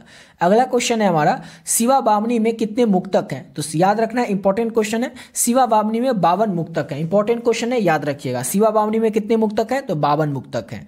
अगला क्वेश्चन है, छत्रसाल दशक में छंद है। तो छत्रसाल दशक में कितने छंद है? तो याद रखना है छत्रसाल दशक में 10 ही छंद है। ऑप्शन नंबर डी हो जाएगा। अगला क्वेश्चन है, भूषण के पिता का क्या नाम था? तो भूषण जो थे इनके पिता का नाम था Ratnakar Tripathi. Option number A हो जाएगा। अगला क्वेश्चन है, शिवराज भूषण किसकी कृति है? शिवराज भूषण जो है किसकी कृति है? तो भूषण की कृति है Shivraj Bhushan. Option number B हो जाएगा। अगला क्वेश्चन है, छत्रसाल दशक के कितने छंदों में महाराजा छत्रसाल की वीरता का यशोगान किया गया है? यहाँ पर योगदान नहीं होगा, यशोगान किया गया है। तो छत्रसाल दशक के 10वें छंद में महाराजा छत्रसाल की वीरता का यशोगान किया गया है। ऑप्शन नंबर डी हो जाएगा। अगला क्वेश्चन है हमारा, भूषण किस काल के कवि थे? भूषण जो थे या किस काल के कवि थे? तो भूषण रीति काल के रीति युक्त धारा के कवि थे। ऑप्शन नंबर सी हो जाएगा। अगला क्वेश्चन है, शिवा बामनी में कितने मुक्तक हैं? तो याद रखना है शिवा बामनी में 52 मुक्तक हैं और 52। ऑप्शन नंबर बी हो जाएगा। अगला क्वेश्चन है, चिंतामणि त्रिपाठी भूषण के कौन थे? तो चिंतामणि त्रिपाठी जो है ये भूषण के भाई थे। भूषण के भाई का नाम क्या था? तो याद रखिएगा चिंतामणि त्रिपाठी। ये क्वेश्चन आपसे इस तरह से भी पूछा जा सकता है कि भूषण के भाई का नाम बताइए, तो क्या याद रखिएगा? चिंतामणि त्रिपाठी। अगला क्वेश्चन है हमारा नेक्स्ट क्वेश्चन, शिवा चावनी में किसकी वीरता का बखान किया गया? तो शिवा चावनी जो है इसमें शिवाजी की वीरता का शिवाजी के वीरता का बखान किया गया। ऑप्शन नंबर ए हो जाएगा। अगला क्वेश्चन है, छत्रसाल दशक किसकी कृति या फिर किसकी रचना है? तो छत्रसाल दशक जो है भूषण की कृति है। ऑप्शन नंबर सी हो जाएगा। अगला क्वेश्चन है, भूषण की कविता कौन सी है? तो कविता जो है ये भूषण की कविता है। ऑप्शन नंबर ए हो जाएगा। और इसी के साथ ये चैप्टर 5 हमारा यहाँ तक कंप्लीट होता है। समझ गए? चैप्टर 5 कंप्लीट हो गया। अब चैप्टर 6 पे आते हैं। चैप्टर 6 है हमारा तमुल कोलाहल कलम है। तमुल कोलाहल कलम में जिसके की लेखक कौन है? तो जयशंकर प्रसाद है। इससे रिलेटेड ऑब्जेक्टिव क्वेश्चन बहुत सारा आता है, इसको इतना बता दें। इससे रिलेटेड 4-5 भी कभी कभी ऑब्जेक्टिव क्वेश्चन पूछ देता है, तो इसको अच्छे से याद रखेगा इस चैप्टर के ऑब्जेक्टिव क्वेश्चन को। इससे लघु उत्तरीय प्रश्न भी पूछा जाता है, लेकिन दीर्घ उत्तरीय प्रश्न उतना नहीं पूछा जाता है। हो सकता है आपसे कोई ठीक तो है नहीं, हो सकता है आपसे पूछ ले तमुल कुलाल कला जो कविता है उसका सारांश लिखिए, यही आपसे लघु उत्तर दीर्घ उत्तर में पूछ ले, लेकिन बहुत ही कम चांस है, ये नहीं पूछता है। तो हो सकता है पूछ ले, लेकिन 50% चांस है बस पूछने का। तो क्वेश्चन इसका शुरू करते हैं। तो चैप्टर हमारा क्या है, 6 है। 6 है हमारा चैप्टर तमुल कुलाल कला में, जिसके लेखक है जयशंकर प्रसाद, जिनका कि जन्म की बात करें तो इनका जन्म हुआ था 1889 में। समझ गए? उस समय शंख समंत था, शुक्ल कौन सा था, ये सब दिया हुआ है, लेकिन ये सब आपको बस पढ़ने के लिए समझने के लिए याद रख सकते हैं, लेकिन पूछा नहीं जाएगा, बस आपको जन्म याद रखना है 1889 में। मृत्यु हुई थी इनकी 15 नवंबर 1937 को, और इनका जन्म स्थान है जयशंकर प्रसाद का वाराणसी में। इनके पिता का नाम था देवी प्रसाद साहू, और इनके पितामह यानी कि इनके दादाजी का नाम था शिवरतन साहू, जो कि तंबाकू बनाने के कारण सुगनी साहू के नाम से विख्यात प्रसिद्ध थे। इनके दादाजी थे वो तंबाकू बनाते थे, इस कारण से सुगनी साहू के नाम से इनके दादाजी प्रसिद्ध थे, फेमस थे, पितामह इनके यानी कि दादाजी। और जयशंकर प्रसाद किस कवि थे, कैसे कवि थे? तो जयशंकर प्रसाद जो थे छायावादी कवि थे, इतना आप लोग याद रखिएगा जयशंकर प्रसाद के बारे में। चैप्टर 6 था हमारा तमुल कुलाल कला में, जिसके की लेखक है जयशंकर प्रसाद, जिनका की जन्म हुआ था 1889 में, मृत्यु हुई थी 15 नवंबर 1937 को, जन्म स्थान है वाराणसी में। पिता का नाम है देवी प्रसाद साहू, पितामह का नाम है शिवरतन साहू, और ये जयशंकर प्रसाद जो है छायावादी कवि है। समझ गए? चलिए इस चैप्टर के अगले क्वेश्चन से शुरू करते हैं। और चैप्टर है इसका फर्स्ट क्वेश्चन है हमारा, जयशंकर प्रसाद ने कौन सी कविता लिखी है? तो तमुल कुलाल कला जो है जयशंकर प्रसाद के द्वारा ही लिखी गई है, ऑप्शन नंबर इसका बी हो जाएगा। अगला क्वेश्चन है हमारा, जयशंकर प्रसाद का जन्म कब हुआ था? तो 1889 में जयशंकर प्रसाद का जन्म हुआ था, ऑप्शन नंबर सी हो जाएगा।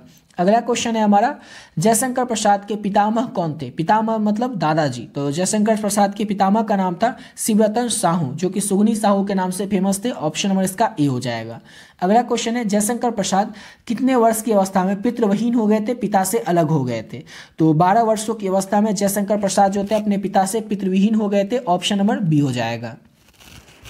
अगला क्वेश्चन है, जयशंकर प्रसाद हिंदी साहित्य के किस काल के कवि हैं? तो जयशंकर प्रसाद जो है हिंदी साहित्य के आधुनिक काल के कवि हैं, ऑप्शन नंबर सी हो जाएगा। अगला क्वेश्चन है, प्रसाद जी की किस कृति में आधुनिक मानव सभ्यता की मार्मिक समीक्षा की गई है? तो जयशंकर प्रसाद का जो कामयानी है, इसमें आधुनिक मानव सभ्यता की मार्मिक समीक्षा की गई है, जो कि बहुत ही ज़्यादा फेमस है कामयानी, ऑप्शन में इसका डी हो जाएगा। अगला क्वेश्चन है हमारा, कामयानी जयशंकर प्रसाद की किस प्रकार की कृति है? तो कामयानी जो है जयशंकर प्रसाद का एक प्रबंध काव्य है, यानी कि ऑप्शन नंबर इसका बी हो जाएगा। अगला क्वेश्चन है, जयशंकर प्रसाद की कौन सी कृति नहीं है? 4 ऑप्शन में से आपको बताना है जयशंकर प्रसाद की कौन सी कृति नहीं है। तो महाराणा प्रताप का महत्व, प्रेम प्रतीक और इरावती, ये तीनों जो है जयशंकर प्रसाद की कृति है। महाराजा मानसिंह जो है ये जयशंकर प्रसाद की कृति नहीं है। और क्वेश्चन वही आपसे पूछ रहा है कि जयशंकर प्रसाद की कौन सी कृति नहीं है भाई? तो महाराजा मानसिंह, ऑप्शन नंबर इसका सी हो जाएगा। अगला क्वेश्चन है हमारा, कौन सी रचना जयशंकर प्रसाद की नहीं है? कौन सी रचना 4 ऑप्शन में सबको बताना है जयशंकर प्रसाद की नहीं है। कौन सी रचना जयशंकर प्रसाद की नहीं है? तो सुरसागर तो सूरदास की रचना है, इसलिए ऑप्शन हो जाएगा बी।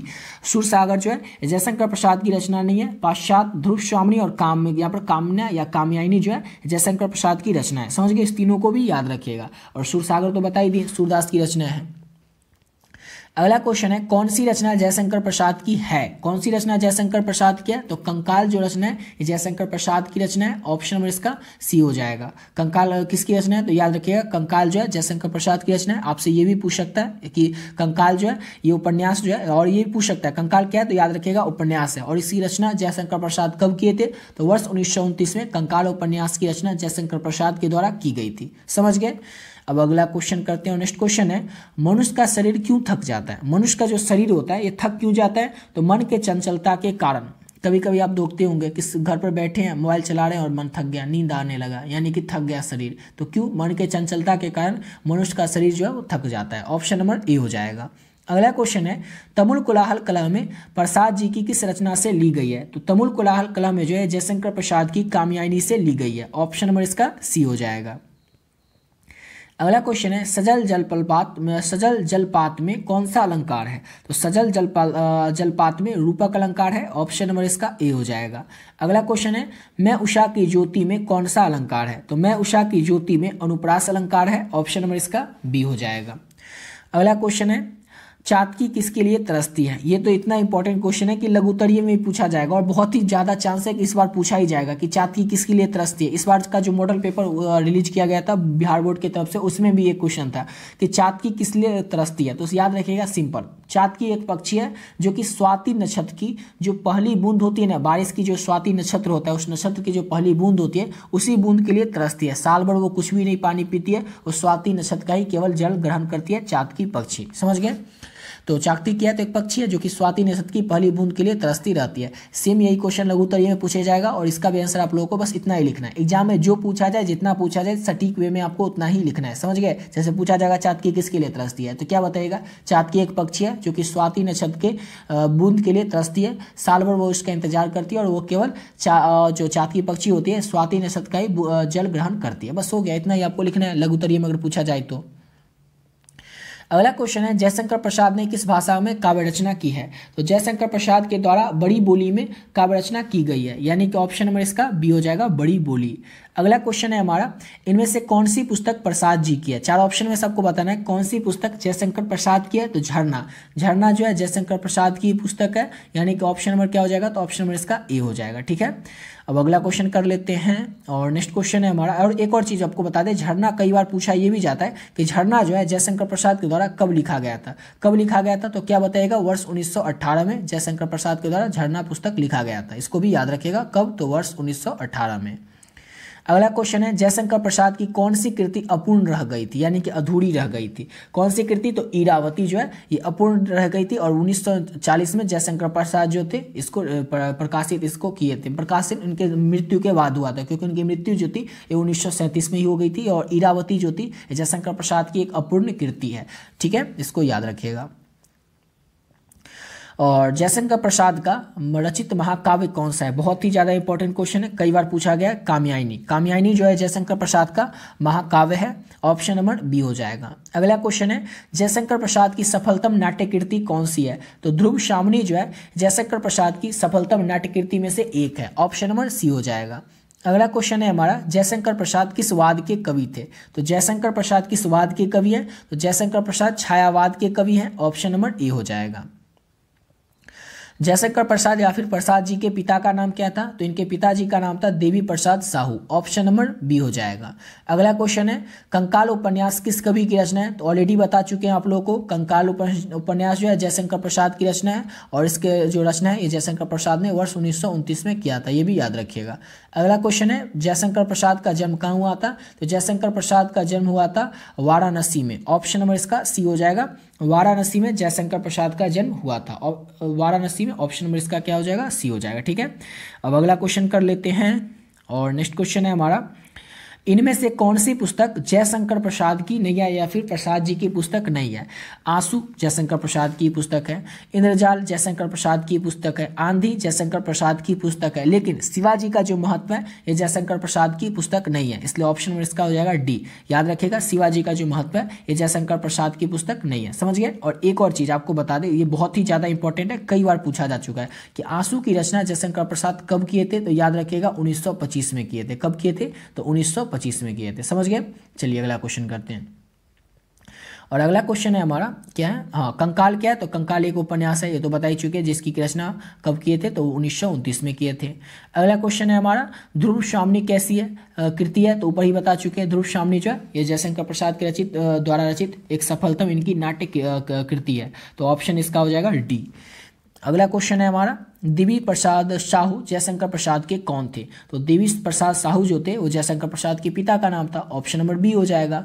अगला क्वेश्चन है हमारा, तमुल कोलाहल कला में शीर्षक कविता के रचयिता कौन है? अब इतना सब कुछ कराने के बाद ये तो बताने की जरूरत होगी नहीं कि तमुल कोलाहल कला में शीर्षक कविता के रचयिता कौन है, पता ही है, ऑप्शन नंबर बी हो जाएगा। अगला क्वेश्चन है हमारा 180 नंबर, कामयानी के रचयिता, ये भी बता चुके हैं, कामयानी के रचयिता कौन है? तो इसके रचयिता है जयशंकर प्रसाद। चलिए अब कंप्लीट होता है आपका चैप्टर 6। चैप्टर 7 पे आते हैं, और चैप्टर 7 क्या हमारा, तो चैप्टर 7 है पुत्र वियोग, जिसकी की लेखिका कौन है, तो चैप्टर 7 जो पुत्र वियोग है इसकी लेखिका है सुभद्रा कुमारी चौहान। ये चैप्टर भी इंपॉर्टेंट किस किस मायने में है, तो ऑब्जेक्टिव क्वेश्चन 2 फिक्स ही है, पूछा ही जाएगा। लघु उत्तरीय भी फिक्स है कि 1 पूछा ही जाएगा, फिक्स तो नहीं लेकिन 90% फिक्स है कि पूछा जाएगा, समझ गए। और इससे जो 100% व्याख्या वाला क्वेश्चन है वो भी 50-60% का चांस है कि पूछा भी जा सकता है, नहीं भी पूछा जा सकता है। लेकिन दीर्घ उत्तरीय प्रश्न जो है इसमें से ना कहीं बराबर पूछा जाएगा, शायद ही पूछ ले, यानी कि 50% आप चांस रख सकते हैं। उसमें यही पूछेगा कि सुभद्रा कुमारी चौहान के द्वारा लिखित जो पुत्र वियोग कविता है उसका सारांश लिखे। तो ये तो अगर ये क्वेश्चन आ जाए ना तो इसको जो छोड़ देगा ना वो सबसे महामूर्ख होगा। क्यों महामूर्ख होगा, इसको एक लाइन में समझ लीजिए और उसके बाद आप पूरा 2 पेज लिख दीजिएगा, लेकिन उतना लिखने की जरूरत नहीं, 1 पेज बस आपको लिखना है। तो एक लाइन आपको समझना ये है कि पुत्र वियोग नाम से ही पता चलता है कि पुत्र का वियोग होगा सुभद्रा कुमारी चौहान को। तो सुभद्रा कुमारी चौहान के जो पुत्र है उसकी आकस्मिक मृत्यु हो गई है, और उसी के कारण जो सुभद्रा कुमारी चौहान है वो बहुत ज़्यादा टेंशन में है, दुख में है और व्याकुल है, और इसी पर ये कविता लिखती है। तो बस आपको इतना याद रखना है कि बस इसमें सारांश में लिखना है कि सुभद्रा कुमारी चौहान इस कविता के माध्यम से बताना चाहती है। अगर दीर्घ उत्तरी में पूछ ले तो आपको बस इतना याद रखना है कि सुभद्रा कुमारी चौहान इस कविता के माध्यम से बताना यह चाहती है कि किस तरह से उनके पुत्र की आकस्मिक मृत्यु हो गई है। पुत्र जो था उनका एक जीवन का महत्वपूर्ण हिस्सा था, खिलौना था। वो पुत्र के लिए बहुत ज़्यादा माथा टेकती है, हर मस्जिद, हर मंदिर, हर दरगाह पर जाती है, भगवान से दुआ मांगती है, तब उनका वो पुत्र होता है और उसकी मृत्यु हो जाती है। इसी पर ये चैप्टर लिखा गया, कविता लिखा गया। और इसको आप खुद से बना करके लिखेंगे ना तो 1 पेज हो जाएगा। और अगर ये क्वेश्चन आता है कि जैसे कि पुत्र वियोग शीर्षक कविता का सारांश लिखे, तो इसको तो छोड़ना नहीं है, किसी भी बच्चे को छोड़ना नहीं है। इसका सारांश आपको सिर्फ सिंपल याद रखना है कि उनकी पुत्र की मृत्यु हो गई थी, उसी पर ये जो कविता है वो है, और आपको खुद से लिख देना है कि बहुत ज़्यादा वो मानती थी अपने बेटे को, बहुत ज़्यादा प्यार करती थी, उसका मृत्यु हो गया जिस कारण से वो बहुत ज़्यादा दुखी है। इस तरह से आपको लिख देना है। तो ये तो समझ गया। चलिए अब इस चैप्टर को देख लेते हैं क्या क्या है इस चैप्टर में, कैसा कैसा ऑब्जेक्टिव है। तो चैप्टर हमारा 7 जो कि है पुत्र वियोग, जिसकी की लेखिका है सुभद्रा कुमारी चौहान। सुभद्रा कुमारी चौहान की बात करें तो इनका जन्म हुआ था 16 अगस्त 1904 को, मृत्यु हुई थी 15 फरवरी 1948 को। बसंत पंचमी के दिन नागपुर से नागपुर गई थी किसी काम से, जबलपुर वापसी कर रही थी, आ रही थी, तो वापसी में कार दुर्घटना में इनकी मृत्यु हो गई थी। देख सकते हैं इनका जन्म हुआ था 1904 में, मृत्यु हो गई 1948 में, यानी कि केवल ये 44 साल की उम्र में ही इनका निधन हो गया था, कोई खास इनका उम्र था नहीं। इनका जन्मस्थान की बात करें तो इनका जन्मस्थान है निहालपुर इलाहाबाद, जो कि उत्तर प्रदेश में पड़ता है। इनके माता का नाम था श्रीमती धीराज कुमार, पिता का नाम नहीं माता का नाम बता रहे हैं, क्योंकि नाम से आपको लग सकता है कि ये तो शायद पिताजी का नाम है, नहीं, इनके माता का नाम था श्रीमती धीराज कुमार, पिता का नाम था रामनाथ सिंह, पति का नाम था ठाकुर लक्ष्मण सिंह। और ये किस युग के हैं, तो भारतीय हिंदू युग की, और किस काव्यधारा के हैं, तो छायावादी काव्यधारा की सुभद्रा कुमारी चौहान है। इतना आपको याद रखना है सुभद्रा कुमारी चौहान के बारे में। तो चैप्टर 7 है हमारा पुत्र वियोग, जिसकी की लेखिका है सुभद्रा कुमारी चौहान। जन्म 16 अगस्त 1904, मृत्यु 15 फरवरी 1948, जन्मस्थान निहालपुर इलाहाबाद उत्तर प्रदेश। माता का नाम श्रीमती धीराज कुंवर, पिता का नाम रामनाथ सिंह, पति का नाम मोस्ट इंपॉर्टेंट ठाकुर लक्ष्मण सिंह, याद रखिएगा। युग भारतीय हिंदू युग, और ये छायावादी काव्य धारा से है। अब इस चैप्टर के पहले क्वेश्चन से शुरू करते हैं। तो पहला क्वेश्चन है हमारा, मैं असहाय और विवश बैठी रही, उठ गया छौना मेरा, यह पंक्ति की शीर्षक कविता से ली गई है। अभी तो सबको पता होगा कि हाँ ये तो लिया गया है पुत्र वियोग कविता से, लेकिन एग्जाम में क्या रहेगा, मिक्स टाइप का क्वेश्चन रहेगा। हर एक चैप्टर से क्वेश्चन रहेगा, अलग अलग टाइप से रहेगा, तो उसमें आप कंफ्यूज हो जाएगा, इसलिए आपको अच्छे तरीके से याद रखना है। इसके लिए आपको एक ही चीज़ बता चुके हैं कई बार कि जो अभी यहाँ पर करवा रहे हैं तो करवा ही रहे हैं, और PDF लेकर के आप लोगों को बार बार रिविजन करते रहना है, जिससे कि एग्जाम में जो ही प्रश्न है आपसे छूट नहीं पाए। समझ गए, PDF से आप लोग बार बार रिविजन लेकर के करते रहिएगा। तो मैं असहाय और विवश बैठी रही, उठ गया मेरा छौना मेरा, यह पंक्ति की शीर्षक कविता से ली गई है। तो पुत्र वियोग शीर्षक कविता से इस पंक्ति को लिया गया है। अगला क्वेश्चन है, पुत्र वियोग शीर्षक कविता किसकी रचना है, तो सुभद्रा कुमारी चौहान की रचना है पुत्र वियोग शीर्षक कविता, यानी कि ऑप्शन में इसका बी हो जाएगा। अगला क्वेश्चन है, सुभद्रा कुमारी चौहान का जन्म कहाँ हुआ था, तो आपको बता चुके हैं ऑलरेडी ऊपर में। सुभद्रा कुमारी चौहान का जन्म जो है वो निहालपुर इलाहाबाद में हुआ था। इलाहाबाद कहाँ पड़ता है, तो उत्तर प्रदेश में पड़ता है। यहाँ पर जन्म हुआ था सुभद्रा कुमारी चौहान का, ऑप्शन नंबर इसका सी हो जाएगा, इलाहाबाद में। इलाहाबाद में कहाँ पर, तो निहालपुर में। अगला क्वेश्चन है, सुभद्रा कुमारी चौहान को किस पार्टी का MLA चुना गया था, तो सुभद्रा कुमारी चौहान जो थी इनको कांग्रेस पार्टी का MLA चुना गया था, ऑप्शन नंबर इसका डी हो जाएगा। अगला क्वेश्चन है हमारा, नेक्स्ट क्वेश्चन, सुभद्रा कुमारी चौहान किस वर्ग की कवित्री मानी जाती है, तो सुभद्रा कुमारी चौहान जो है ये राष्ट्रीय भावधारा की कवित्री मानी जाती है, ऑप्शन नंबर इसका बी हो जाएगा। अगला क्वेश्चन है हमारा, सुभद्रा कुमारी चौहान की कौन सी कृति नहीं है। चार ऑप्शन में सबको बताना है, सुभद्रा कुमारी चौहान की कौन सी कृति नहीं है। तो बिखरे मोती, मुकुल और त्रिधरा, ये तीनों जो है सुभद्रा कुमारी चौहान की कृति है। लेकिन क्वेश्चन में है कि सुभद्रा कुमारी चौहान की कौन सी कृति नहीं है। तो प्रायश्चित जो है सुभद्रा कुमारी चौहान की कृति नहीं है, और क्वेश्चन वही आपसे पूछ रहा है, तो इसका आंसर हो जाएगा ऑप्शन नंबर सी। तीनों को याद रखिएगा, आपसे पूछा जा सकता है बिखरे मोती जो है ये सुभद्रा कुमारी चौहान की कृति, मतलब किसकी कृति है, तो याद रखिएगा सुभद्रा कुमारी चौहान की कृति है। आपसे ये भी पूछा जा सकता है कि वो बिखरे मोती जो है सुभद्रा कुमारी चौहान रचित ये क्या है, तो याद रखिएगा सुभद्रा कुमारी रचित ये जो बिखरे मोती है ये एक कहानी संग्रह है। बिखरे मोती क्या है, तो कहानी संग्रह, जिसकी लेखिका है सुभद्रा कुमारी चौहान। अगला क्वेश्चन है, सुभद्रा कुमारी चौहान की कौन सी कृति है। चार ऑप्शन में सबको बताना है। तो सुभद्रा कुमारी चौहान की कृति है सभा का खेल, ऑप्शन नंबर इसका डी हो जाएगा। अगला क्वेश्चन है, सुभद्रा कुमारी चौहान या फिर सुभद्रा जी के साहित्य में अपने युग के मूल उद्देश्य उनके भिन्न भिन्न रूप में अपनी अमरणीय प्रकृति शैली में प्रकट हुए। ये कथक जो है किसका है, तो मुक्ति बोध का ये कथन है, ऑप्शन नंबर इसका ए हो जाएगा। अगला क्वेश्चन है हमारा, सुभद्रा कुमारी चौहान स्वयं को असहाय विवश क्यों कहती है। तो ऑप्शन नंबर इसका क्या हो जाएगा, तो ऑप्शन नंबर इसका बी हो जाएगा, पुत्र वियोग के कारण। और ये सेम ये क्वेश्चन आप लोगों से लघु उत्तरीय में ही पूछा जाएगा कि सुभद्रा कुमारी चौहान स्वयं को असहाय और विवश क्यों कहती है। तो याद रखिएगा सुभद्रा कुमारी चौहान के पुत्र के यानी कि उसके बेटे के आकस्मिक मृत्यु हो गई है, जिस कारण से, और वो चाह कर भी अपने पुत्र को बचा नहीं सकी, इसलिए वो स्वयं को अपने आप को असहाय और विवश कहती है। इसी तरह से आप लोगों को लघु उत्तरीय प्रश्न में पूछा जाएगा, तो आपको लिख देना है। अगला क्वेश्चन है हमारा, सुभद्रा कुमारी चौहान के अनुसार माँ के लिए अपने मन को समझाना कठिन कब हो जाता है। तो क्योंकि कब माँ के लिए अपने मन को समझाना कठिन हो जाता है, तो पुत्र की मृत्यु के बाद। और ये भी क्वेश्चन लघु उत्तरीय में पूछा जाएगा कि पुत्र वियोग कविता के अनुसार बताइए कि माँ के लिए अपने मन को समझाना कठिन कब हो जाता है। तो याद रखिएगा पुत्र की आकस्मिक मृत्यु हो जाने के कारण, या फिर पुत्र से बहुत दिनों से नहीं मिलने के कारण जो माँ होता है उनको माँ के मन को समझाना कठिन हो जाता है। यदि अगर माँ अपने पुत्र से बहुत दिनों तक नहीं मिलती है या फिर उसकी मृत्यु हो जाती है, तो माँ के लिए अपने मन को समझाना कठिन हो जाता है, याद रखिएगा। अगला क्वेश्चन है हमारा, पुत्र वियोग शीर्षक कविता में कवित्री का खिलौना क्या है। तो पुत्र वियोग शीर्षक कविता में कवित्री का जो खिलौना है वो उनका पुत्र ही है, ऑप्शन नंबर ए हो जाएगा। और ये भी क्वेश्चन लघु उत्तरीय में पूछा जा सकता है कि पुत्र वियोग शीर्षक कविता में कवित्री का खिलौना क्या है। तो याद रखेगा पुत्र वियोग शीर्षक कविता के अनुसार कवित्री का जो खिलौना है वो उनका पुत्र ही है, पुत्र को ही वो अपना एक खिलौना के रूप में देखती है। अगला क्वेश्चन है, सुभद्रा कुमारी चौहान अपनी पढ़ाई छोड़कर किस आंदोलन में सक्रिय भूमिका निभाने लगी थी। तो सुभद्रा कुमारी चौहान थी अपनी पढ़ाई को छोड़कर असहयोग आंदोलन में सक्रिय भूमिका निभाने लगी थी, ऑप्शन नंबर बी हो जाएगा। अगला क्वेश्चन है, पुत्र वियोग कविता में कवित्री ने अपने आकस्मिक मित्र पुत्र के लिए किस शब्द का प्रयोग नहीं किया है। समझिए क्वेश्चन, नहीं किया है, कौन सा शब्द का प्रयोग नहीं किया है। तो खिलौना शब्द का तो प्रयोग किया ही है, छौना का भी प्रयोग किया है, खोया हुआ धन का भी प्रयोग किया है अपने बेटे के लिए, लेकिन अनमोल रत्न का शब्द का प्रयोग नहीं किया है सुभद्रा कुमारी चौहान ने अपने पुत्र के लिए, इसलिए ऑप्शन यही हो जाएगा, ऑप्शन नंबर डी।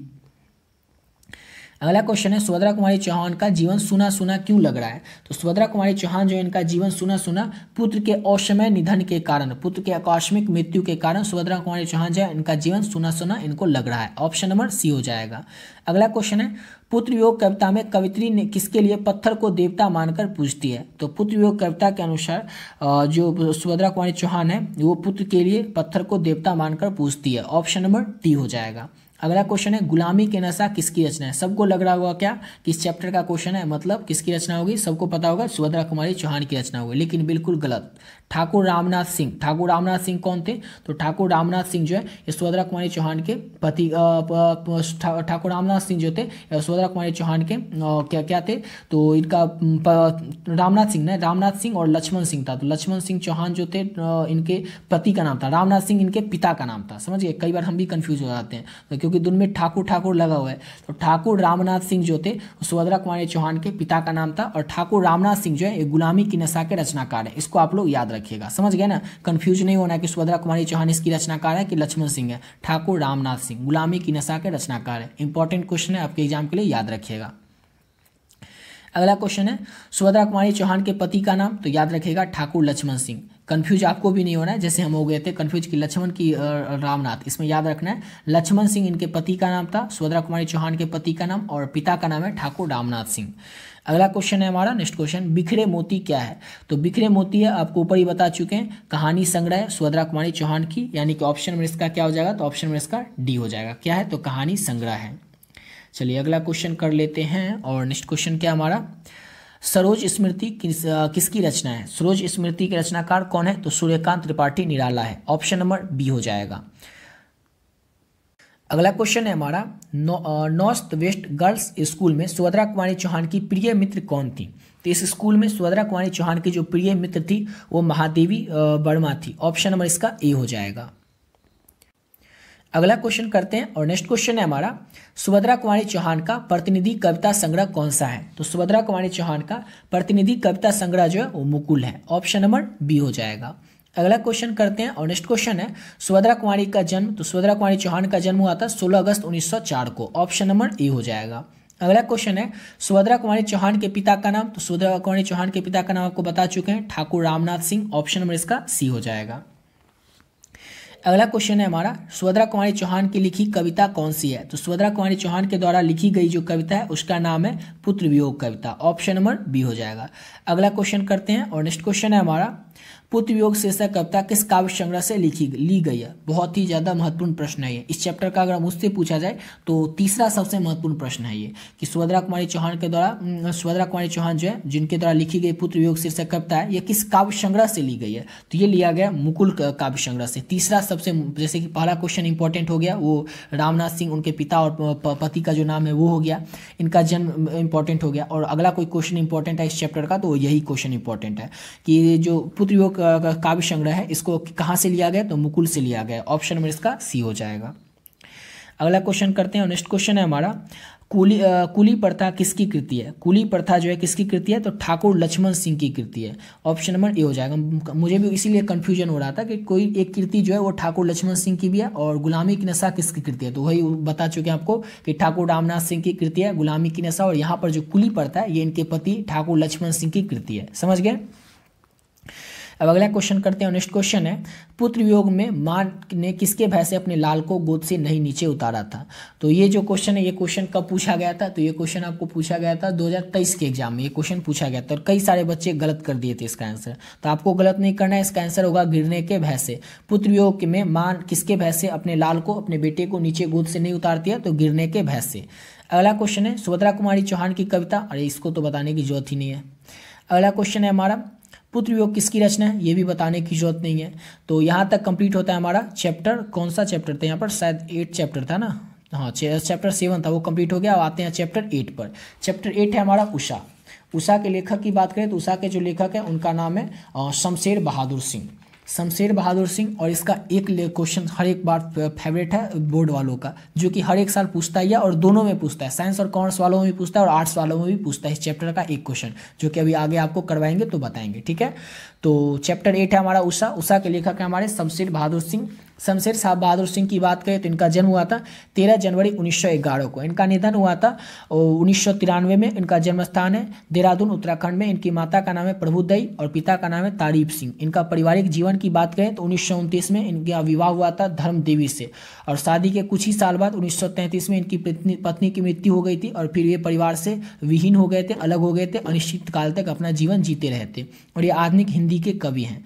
तो इस तरह से आपको इतना याद रखना है शमशेर बहादुर सिंह के बारे में। चैप्टर 8 है हमारा उषा। शमशेर बहादुर सिंह जिसके के लेखक हैं, उनका जन्म हुआ था 13 जनवरी 1911 को। इनका निधन हुआ था 1993 में और इनका जन्म स्थान है देहरादून उत्तराखंड में। माता का नाम है प्रभुदई, पिता का नाम है तारीफ सिंह। इनके पारिवारिक जीवन की बात करें तो 1929 में इनका धर्म देवी के साथ, इनकी पत्नी का नाम था धर्म देवी, इनके साथ इनका विवाह हुआ था। 1933 में ही इनके पत्नी की मृत्यु हो गई थी, इनके शादी के 4 साल बाद ही। चलिए इस चैप्टर के पहले क्वेश्चन से शुरू करते हैं। और पहला क्वेश्चन है, शमशेर बहादुर सिंह ने कौन सी कविता लिखी है? तो उषा कविता शमशेर बहादुर सिंह के द्वारा लिखा गया। ऑप्शन नंबर बी हो जाएगा। अगला क्वेश्चन है, शमशेर बहादुर सिंह को हिंदी साहित्य में क्या कहा जाता है? यही क्वेश्चन आपको बता रहे थे कि बोर्ड वालों का फेवरेट क्वेश्चन है ये। क्यों फेवरेट है? तो आपको बताना चाहें कि पिछले 12 साल में बात करें ना तो शायद ही मुझे लगता है कि किसी एक साल ये क्वेश्चन नहीं पूछा गया, नहीं तो हर एक साल ये क्वेश्चन दोनों सेट में, ऐसा नहीं कि किसी एक सेट में, साइंस और कॉमर्स वालों में भी और आर्ट्स वालों में भी ये क्वेश्चन रहता ही है। शायद ही किसी साल नहीं रहा हो, नहीं तो हर एक साल ये रहता ही है कि कवियों का कवि किसे कहा जाता है या हिंदी साहित्य में शमशेर बहादुर सिंह को क्या कहा जाता है, ये पूछा ही जाता है। तो याद रखिएगा, कवियों का जो कवि है वो शमशेर बहादुर सिंह को कहा जाता है। और जब भी क्वेश्चन एग्जाम में अगर आए तो मुझे याद जरूर कीजिएगा और कमेंट आकर के जरूर करिएगा कि ये क्वेश्चन आया था एग्जाम में। बहुत ही ज़्यादा संभावना है कि इस साल भी पूछा ही जाएगा। तो याद रखिएगा, कवियों का जो कवि है वो शमशेर बहादुर सिंह को कहा जाता है। अगला क्वेश्चन फिर से वही आ गया, कवियों का कवि तो शमशेर बहादुर सिंह को कहा जाता है, ऑप्शन नंबर इसका डी हो जाएगा। अगला क्वेश्चन है शमशेर बहादुर सिंह की प्रतिनिधि कविताएं नामक काव्य कृति का संपादन किसने किया था? किसने किया था? तो डॉक्टर नामवर सिंह ने किया था, ऑप्शन नंबर इसका सी हो जाएगा। अगला क्वेश्चन है हमारा, उषा का जादू कब टूटता है? तो सूर्योदय होने पर, सुबह होने पर उषा का जो जादू है वो टूटता है, यानी कि ऑप्शन नंबर क्या हो जाएगा? तो ऑप्शन नंबर इसका ए हो जाएगा। अगला क्वेश्चन कर लेते हैं, और नेक्स्ट क्वेश्चन है शमशेर बहादुर सिंह ने किस कोश का संपादन किया था? तो शमशेर बहादुर सिंह के द्वारा किस कोश का संपादन किया गया था ना? तो हिंदी उर्दू कोश का संपादन किया गया था शमशेर बहादुर सिंह के द्वारा। अगला क्वेश्चन है शमशेर बहादुर सिंह किस साहित्यकार के समकालीन थे? तो शमशेर बहादुर सिंह जो थे ये नागार्जुन के समकालीन थे। आपसे एग्जाम में पूछा जा सकता है कि नागार्जुन कहाँ के रहने वाले थे? तो नागार्जुन जो है ये दरभंगा के ही रहने वाले थे, बिहार दरभंगा के ही, इसको याद रखिएगा। अगला क्वेश्चन है शमशेर बहादुर सिंह की रचना किस सप्तक में आनी शुरू हुई थी? तो शमशेर बहादुर सिंह की जो रचना है ये दूसरा सप्तक में आना शुरू हुआ था, ऑप्शन नंबर बी हो जाएगा। अगला क्वेश्चन करते हैं, और नेक्स्ट क्वेश्चन है शमशेर बहादुर सिंह की कौन सी रचना नहीं है? कौन सी रचना शमशेर बहादुर सिंह की नहीं है? चार ऑप्शन में से आपको बताना है। तो सतह से उठता हुआ आदमी, सतह से उठता हुआ आदमी जो है ये शमशेर बहादुर सिंह की रचना नहीं है, ऑप्शन नंबर डी हो जाएगा। बाकी ये जो तीन है, दूसरा सप्तक, उदिता और टूटी हुई बिखरी हुई, ये किसकी कृति है? तो याद रखना ये सारी कृति जो है शमशेर बहादुर सिंह की है, ऑप्शन नंबर इसका हो जाएगा डी, सतह से उठता हुआ आदमी, चूंकि क्वेश्चन आपसे पूछा जा रहा था कौन सी रचना नहीं है, तो यही हो जाएगा। अगला क्वेश्चन करते हैं, और नेक्स्ट क्वेश्चन है शमशेर बहादुर सिंह की कौन सी रचना है? कौन सी रचना शमशेर बहादुर सिंह की है? तो उदिता, जो कि 1980 में लिखा गया था शमशेर बहादुर सिंह की, यही शमशेर बहादुर सिंह की रचना है, ऑप्शन नंबर इसका सी हो जाएगा, उदिता, जो कि 1980 में शमशेर बहादुर सिंह के द्वारा लिखा गया था। अगला क्वेश्चन है हमारा, शमशेर बहादुर सिंह ने 1978 में किस देश की यात्रा की थी? काफ़ी ज़्यादा महत्वपूर्ण प्रश्न है कि शमशेर बहादुर सिंह के द्वारा किस देश की यात्रा की गई थी वर्ष 1978 में? तो सोवियत रूस की यात्रा की गई थी शमशेर बहादुर सिंह के द्वारा 1978 में। सेम ये क्वेश्चन आप लोगों से इस तरह से भी पूछा जा सकता है कि 1978 में शमशेर बहादुर सिंह ने सोवियत रूस की यात्रा कब की थी? तो 1978 में की थी, ये भी पूछा जा सकता है आपसे, डेट भी पूछा जा सकता है, यहाँ पर जैसे देश पूछा जा रहा है। अगला क्वेश्चन है शमशेर बहादुर सिंह ने किस स्थान से बीए किया था? तो शमशेर बहादुर सिंह के द्वारा बीए जो है वो किया गया था इलाहाबाद यूनिवर्सिटी से, ऑप्शन नंबर ए हो जाएगा। अगला क्वेश्चन है हमारा, शमशेर बहादुर सिंह का संबंध किस विश्वविद्यालय से रहा है? तो शमशेर बहादुर सिंह का जो संबंध है वो विक्रम विश्वविद्यालय उज्जैन से रहा है, ऑप्शन नंबर इसका सी हो जाएगा। अगला क्वेश्चन है हमारा, उषा कविता में प्रातः काल को किसके समान बताया गया है? तो उषा कविता में प्रातः काल को नीले शंख के समान या फिर नीले शंख के समान बताया गया, ऑप्शन नंबर इसका बी हो जाएगा। अगला क्वेश्चन है हमारा, सुकून की तलाश क्या है? तो सुकून की जो तलाश है वो क्या है? तो सुकून की तलाश गजलें हैं, ऑप्शन नंबर इसका सी हो जाएगा। अगला क्वेश्चन है, प्रकृति वर्णन से संबंधित कविता है? तो प्राकृतिक वर्णन से संबंधित कविता उषा कविता है। ये भी इस चैप्टर का अगर कोई दूसरा इंपॉर्टेंट ऑब्जेक्टिव मुझसे पूछे कि अगर उषा चैप्टर जो उसका दो ऑब्जेक्टिव इंपॉर्टेंट बताओ, तो मैं तो यही कहूँगा आप लोगों को, एक तो कवियों का कवि किसे कहा जाता है? तो शमशेर बहादुर सिंह को, और दूसरा इंपॉर्टेंट ऑब्जेक्टिव क्वेश्चन है कि प्राकृतिक वर्णन से संबंधित कविता कौन सी है? तो उषा है। इसको अच्छे से याद रखिएगा, ये दो इंपॉर्टेंट है, यानी कि और भी इंपॉर्टेंट है, लेकिन अगर सिर्फ दो कोई मुझसे पूछे कि सिर्फ दो क्वेश्चन इंपॉर्टेंट इस चैप्टर का बताओ, तो मैं ये दो क्वेश्चन बताऊंगा, तो इसको अच्छे से याद रखिएगा। अगला क्वेश्चन है, दूसरा सप्तक का प्रकाशन वर्ष क्या है? तो दूसरा सप्तक का जो प्रकाशन है ये किया गया था वर्ष 1951 में, ऑप्शन नंबर इसका बी हो जाएगा।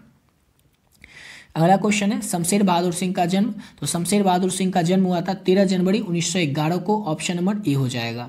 अगला क्वेश्चन है हमारा, शमशेर बहादुर सिंह की पत्नी का नाम? ऑलरेडी वो आपको ऊपर बता चुके हैं, शमशेर बहादुर सिंह की पत्नी का नाम था धर्म देवी, जिससे कि इनका विवाह हुआ था वर्ष 1929 में। अगला क्वेश्चन है, कौन सी कृति शमशेर बहादुर सिंह की है? चार ऑप्शन में से आपको बताना है कौन सी कृति जो है शमशेर बहादुर सिंह की है। तो काल तुझसे होड़ है मेरी, काल तुझसे होड़ है मेरी, ये किसकी कृति है? तो याद रखिएगा ये शमशेर बहादुर सिंह की कृति है, और ये कब लिखी गई थी शमशेर बहादुर सिंह के द्वारा? तो वर्ष 1982 में लिखी गई थी। अगला क्वेश्चन है हमारा, कौन सी कृति शमशेर बहादुर सिंह की नहीं है? कौन सी है और नहीं है, इसी में बच्चा कंफ्यूज हो जाता है। अब इसमें है कि कौन सी कृति शमशेर बहादुर सिंह की नहीं है, तो क्या क्या है? इतने पास अपने, ये तो शमशेर बहादुर सिंह की कृति है। उदिता, ये भी शमशेर बहादुर सिंह की कृति है। टूटी हुई बिखरी हुई, ये भी शमशेर बहादुर सिंह की कृति है। भारतीय इतिहास और संस्कृति, ये जो है ये शमशेर बहादुर सिंह की कृति नहीं है, और क्वेश्चन में वही आपसे पूछा जा रहा है कौन सी कृति शमशेर बहादुर सिंह की नहीं है? तो भारतीय इतिहास और संस्कृति। बाकी तीन जो है, इतने पास अपने, उदिता और टूटी हुई बिखरी हुई, ये तीनों को आप लोग अच्छे से याद रखिएगा।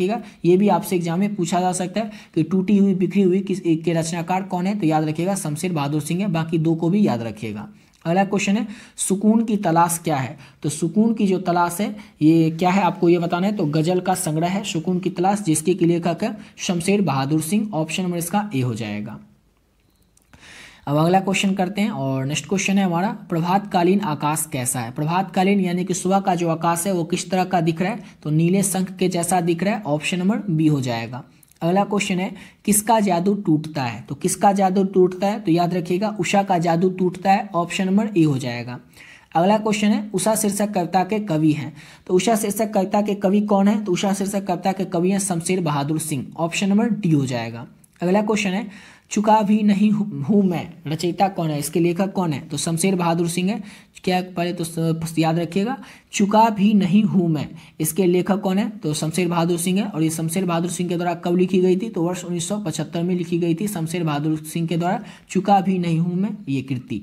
अगला क्वेश्चन है हमारा अगला क्वेश्चन है सुकून की तलाश। ये तो बता चुके हैं सुकून की तलाश के लेखक कौन है। तो शमशेर बहादुर सिंह है। ऑप्शन नंबर डी हो जाएगा। यहाँ पर तो सबको लग रहा होगा अरे इजी है इजी है, तो सब यानी कि शमशेर बहादुर सिंह की बात हो रही है तो उनकी ही नहीं रचना होगी। लेकिन एग्जाम में ऐसा नहीं होगा। बार बार आपको बता रहे हैं एग्जाम में क्वेश्चन पूरा मिक्स टाइप का रहेगा। इस चैप्टर का एक क्वेश्चन उस चैप्टर का एक क्वेश्चन, जिससे आप लोग कंफ्यूज हो जाएगा। इसलिए आपको बार बार बता रहे हैं कि रिवीजन करते रहना है। समझ गए ना। कहीं से भी आप रिवीजन करें लेकिन रिवीजन आपको करते रहना है। अब अगला क्वेश्चन करते हैं। नेक्स्ट क्वेश्चन है शमशेर बहादुर सिंह का जन्म। शमशेर बहादुर सिंह का जन्म कहाँ पे हुआ था। तो देहरादून उत्तराखंड में शमशेर बहादुर सिंह का जन्म हुआ था। ऑप्शन नंबर इसका ए हो जाएगा। अगला क्वेश्चन कर लेते हैं। तो 238 नंबर शायद क्वेश्चन है हमारा उषा का जादू कब टूटता है। तो सूर्योदय होने पर सुबह होने पर उषा का जादू टूट जाता है। ऑप्शन नंबर सी हो जाएगा। और यहाँ तक कंप्लीट होता है हमारा चैप्टर 8। अब आते हैं अपने चैप्टर 9 पे। और चैप्टर 9 है हमारा जन जन का चेहरा एक। जन जन का चेहरा एक, जिसके की लेखक कौन है। तो गजानन माधव मुक्तिबोध है। शॉर्ट में इनको बोला जाता है मुक्तिबोध। समझ गए, नहीं नाम याद रहे तो याद रखिएगा मुक्तिबोध जन जन के चेहरा एक के लेखक हैं। तो चलिए अब गजानन माधव मुक्तिबोध जी के बारे में देख लेते हैं। तो इनका जन्म हुआ था 13 नवंबर 1917 को और इनकी निधन हुआ था, इनका मृत्यु हुआ था 11 सितंबर 1964 को। इनका जो जन्म स्थान है वो है श्योपुर ग्वालियर, जो कि मध्य प्रदेश में पड़ता है। इनकी माता का नाम है पार्वती बाई और इनके पिता का नाम है माधवराज मुक्तिबोध। मुक्तिबोध जो है ये प्रयोगवादी कवि थे। बस इतना ही आपको याद रखना है मुक्तिबोध के बारे में।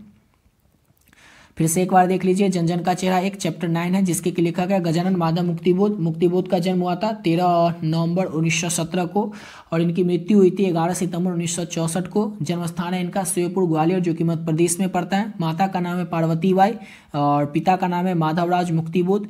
मुक्तिबोध कैसे कवि थे। तो प्रयोगवादी कवि थे। कोई दिक्कत नहीं ना। चलिए अब यहाँ से इसके चैप्टर के पहले क्वेश्चन से शुरू करते हैं।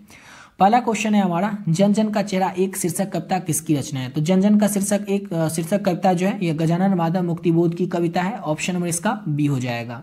अगला क्वेश्चन है हमारा गजानन माधव मुक्तिबोध का जन्म कहाँ हुआ था। तो इनका जन्म हुआ था मध्य प्रदेश में। ऑप्शन नंबर इसका सी हो जाएगा। मध्य प्रदेश में कहाँ पर हुआ था। तो ग्वालियर में हुआ था। श्योपुर ग्वालियर, ग्वालियर उत्तर प्रदेश में भी है एक, इसलिए कंफ्यूज नहीं होना है। श्योपुर ग्वालियर जो कि मध्य प्रदेश में है, वहाँ पर जन्म हुआ था गजानन माधव मुक्तिबोध का। अगला क्वेश्चन है मुक्तिबोध ने किस विश्वविद्यालय से एमए किया था।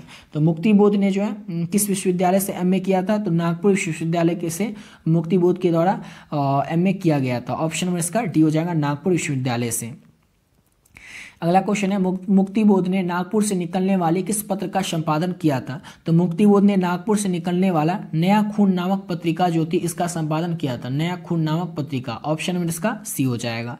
नाम से ही विचित्र है ये नया खून। अगला क्वेश्चन है हमारा मुक्तिबोध ने दिग्विजय महाविद्यालय राजानंदा गांव में प्राध्यापक के पद पर कब काम करना शुरू किया था। अच्छा काम करना तो वर्ष 1958 में। ऑप्शन में है ना, ऑप्शन बी हो जाएगा। वर्ष 1958 में मुक्तिबोध ने दिग्विजय महाविद्यालय जो कि राजानंदा गांव में है यहाँ पर प्रधानाध्यापक के पद पर काम करना शुरू किए थे वर्ष 1958 से। ऑप्शन नंबर बी हो जाएगा।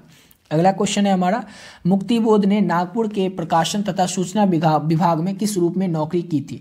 तो मुक्तिबोध ने नागपुर के सूचना प्रकाशन तथा सूचना विभाग में किस रूप में नौकरी किया था। तो क्या क्या पत्रकार के रूप में किया था, संवाददाता के रूप में किया था या फिर संपादक के रूप में। तो ज़्यादा आपको पढ़ने की जरूरत नहीं, बस इतना याद रखिएगा पत्रकार के रूप में, बस हो गया। और अगला क्वेश्चन करते हैं। और नेक्स्ट क्वेश्चन है हमारा मुक्तिबोध निराला किस तरह के कवि थे। तो मुक्तिबोध निराला जो थे ये दोनों किस तरह के कवि थे। तो ये क्रांतिकारी कवि माने जाते हैं दोनों। ऑप्शन नंबर सी हो जाएगा।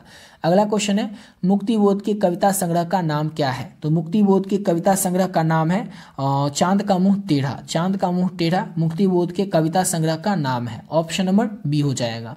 अगला क्वेश्चन है मुक्तिबोध ने सितारा किसे कहा है? तो मुक्तिबोध ने जो सितारा है वो किसे कहा है? तो ये कहा है जनता को। ऑप्शन नंबर इसका बी हो जाएगा। अगला क्वेश्चन है मुक्तिबोध के अनुसार गजला कहाँ से उठती है? तो मुक्तिबोध के अनुसार गजला जो है ये जनता से ही उठती है। ऑप्शन नंबर इसका ए हो जाएगा। अगला क्वेश्चन है हमारा नेक्स्ट क्वेश्चन, अज्ञे के द्वारा संपादित तार सप्तक एक कवि के रूप में कौन सामने आए थे? यहाँ पर अज्ञे पूछा जा रहा है जो कि रोज कहानी के लेखक हैं। तो अज्ञे के द्वारा संपादित जो तार सप्तक है इसमें एक कवि के रूप में सामने आए थे Muktibodh, Gajanan Madhav Muktibodh. Option number C हो जाएगा। अगला क्वेश्चन है कौन सी कृति मुक्तिबोध की नहीं है? कौन सी कृति चार ऑप्शन में से आपको बताना है मुक्तिबोध की नहीं है? तो बिखरे मोती जो है ये मुक्तिबोध की कृति नहीं है। चांद का मुंह टेढ़ा, भूरी, खाक धूल, सतह से उठता हुआ आदमी, ये तीनों कृति किसकी है? तो मुक्तिबोध की है। आपसे एग्जाम में से इसमें से कोई एक भी पूछा जा सकता है कि सतह से उठता हुआ आदमी का रचनाकार कौन है या फिर ये किसकी कृति है। आपसे पूछा जा सकता है भूरी, खाक धूल किसकी कृति है। आपसे पूछा जा सकता है चांद का मुंह टेढ़ा किसकी कृति है। तो सारा कुछ आपको याद रखेगा, ये तीनों जो है मुक्तिबोध की कृति है। बिखरे हुए मोती जो कि क्वेश्चन में आपसे पूछा जा रहा था किसकी कृति नहीं है, तो बिखरे हुए मोती जो है मुक्तिबोध की कृति कौन सी नहीं है? तो बिखरे हुए मोती मुक्तिबोध की कृति नहीं है।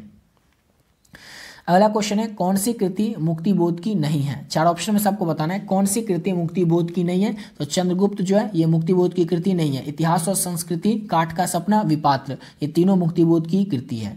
अगला क्वेश्चन है कौन सी रचना मुक्तिबोध की है? चार ऑप्शन में से आपको बताना है कौन सी रचना मुक्तिबोध की है। तो कात्यायनी एक पुनः विचार जो है ये मुक्तिबोध की कृति है, यानी कि ऑप्शन नंबर इसका सी हो जाएगा।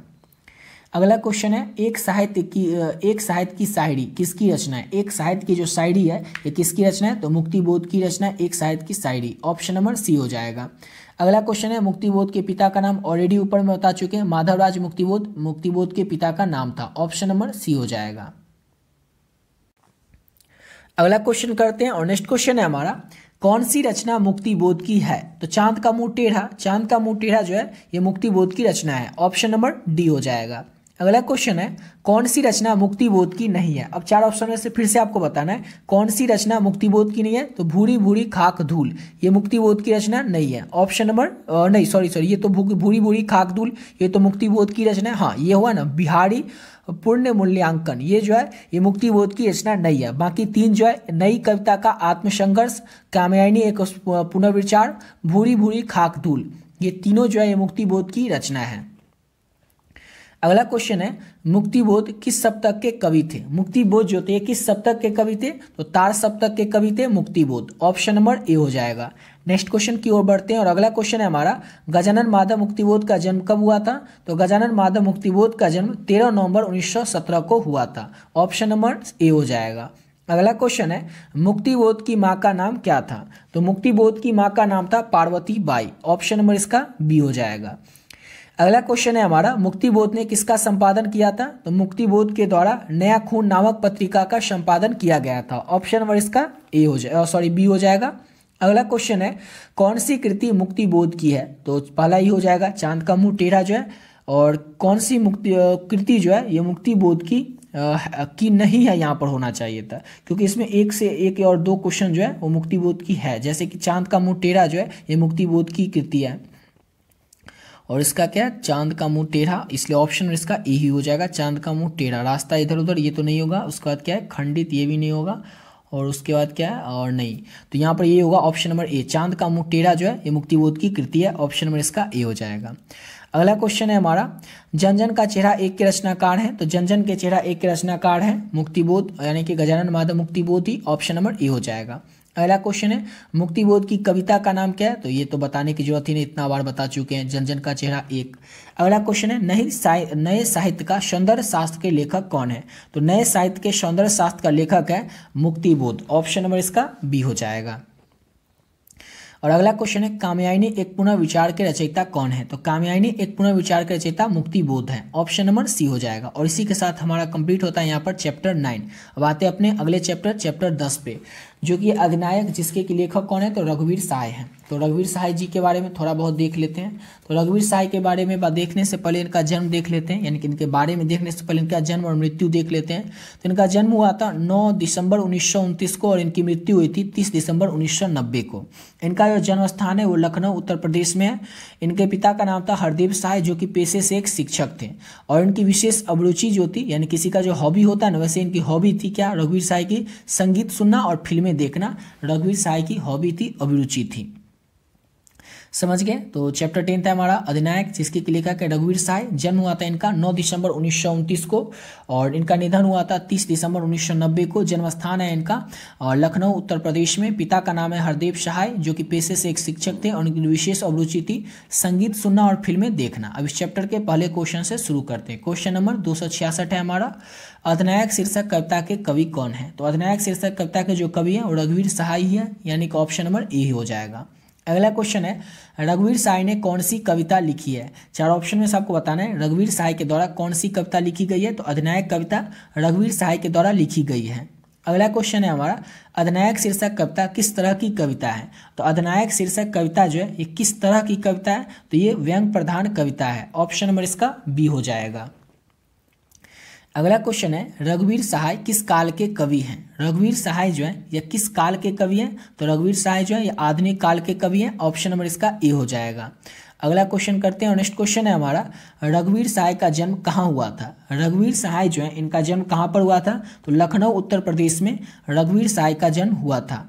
अगला क्वेश्चन है, रघुवीर सहाय ने एमए किस विषय से किया था? तो रघुवीर सहाय ने जो एमए है ये लखनऊ विश्वविद्यालय लखनऊ से एमए किया था। ऑप्शन नंबर बी हो जाएगा। अगला क्वेश्चन है हमारा, अधिनायक कौन है? अधिनायक जो है वो कौन है? तो अधिनायक आपको याद रखना है सत्ताधारी वर्ग के लिए कहा गया अधिनायक। ऑप्शन नंबर सी हो जाएगा। अगला क्वेश्चन है, प्रस्तुत कविता अधिनायक में हरचरना किसका प्रतिनिधि है? तो प्रस्तुत कविता अधिनायक में जो हरचरना है ये आम आदमी का प्रतिनिधित्व करता है। ऑप्शन नंबर ए हो जाएगा। अगला क्वेश्चन है, हरचरण यानी कि हरचरना कौन है? तो हरचरना जो है ये घर का नौकर है। ऑप्शन नंबर इसका ए हो जाएगा। अगला क्वेश्चन है, अज्ञे द्वारा संपादित दूसरा सप्तक में एक कवि के रूप में कौन सामने आए हैं? तो ये आपको रघुवीर सहाय भी सामने आए हैं। ऑप्शन नंबर सी हो जाएगा।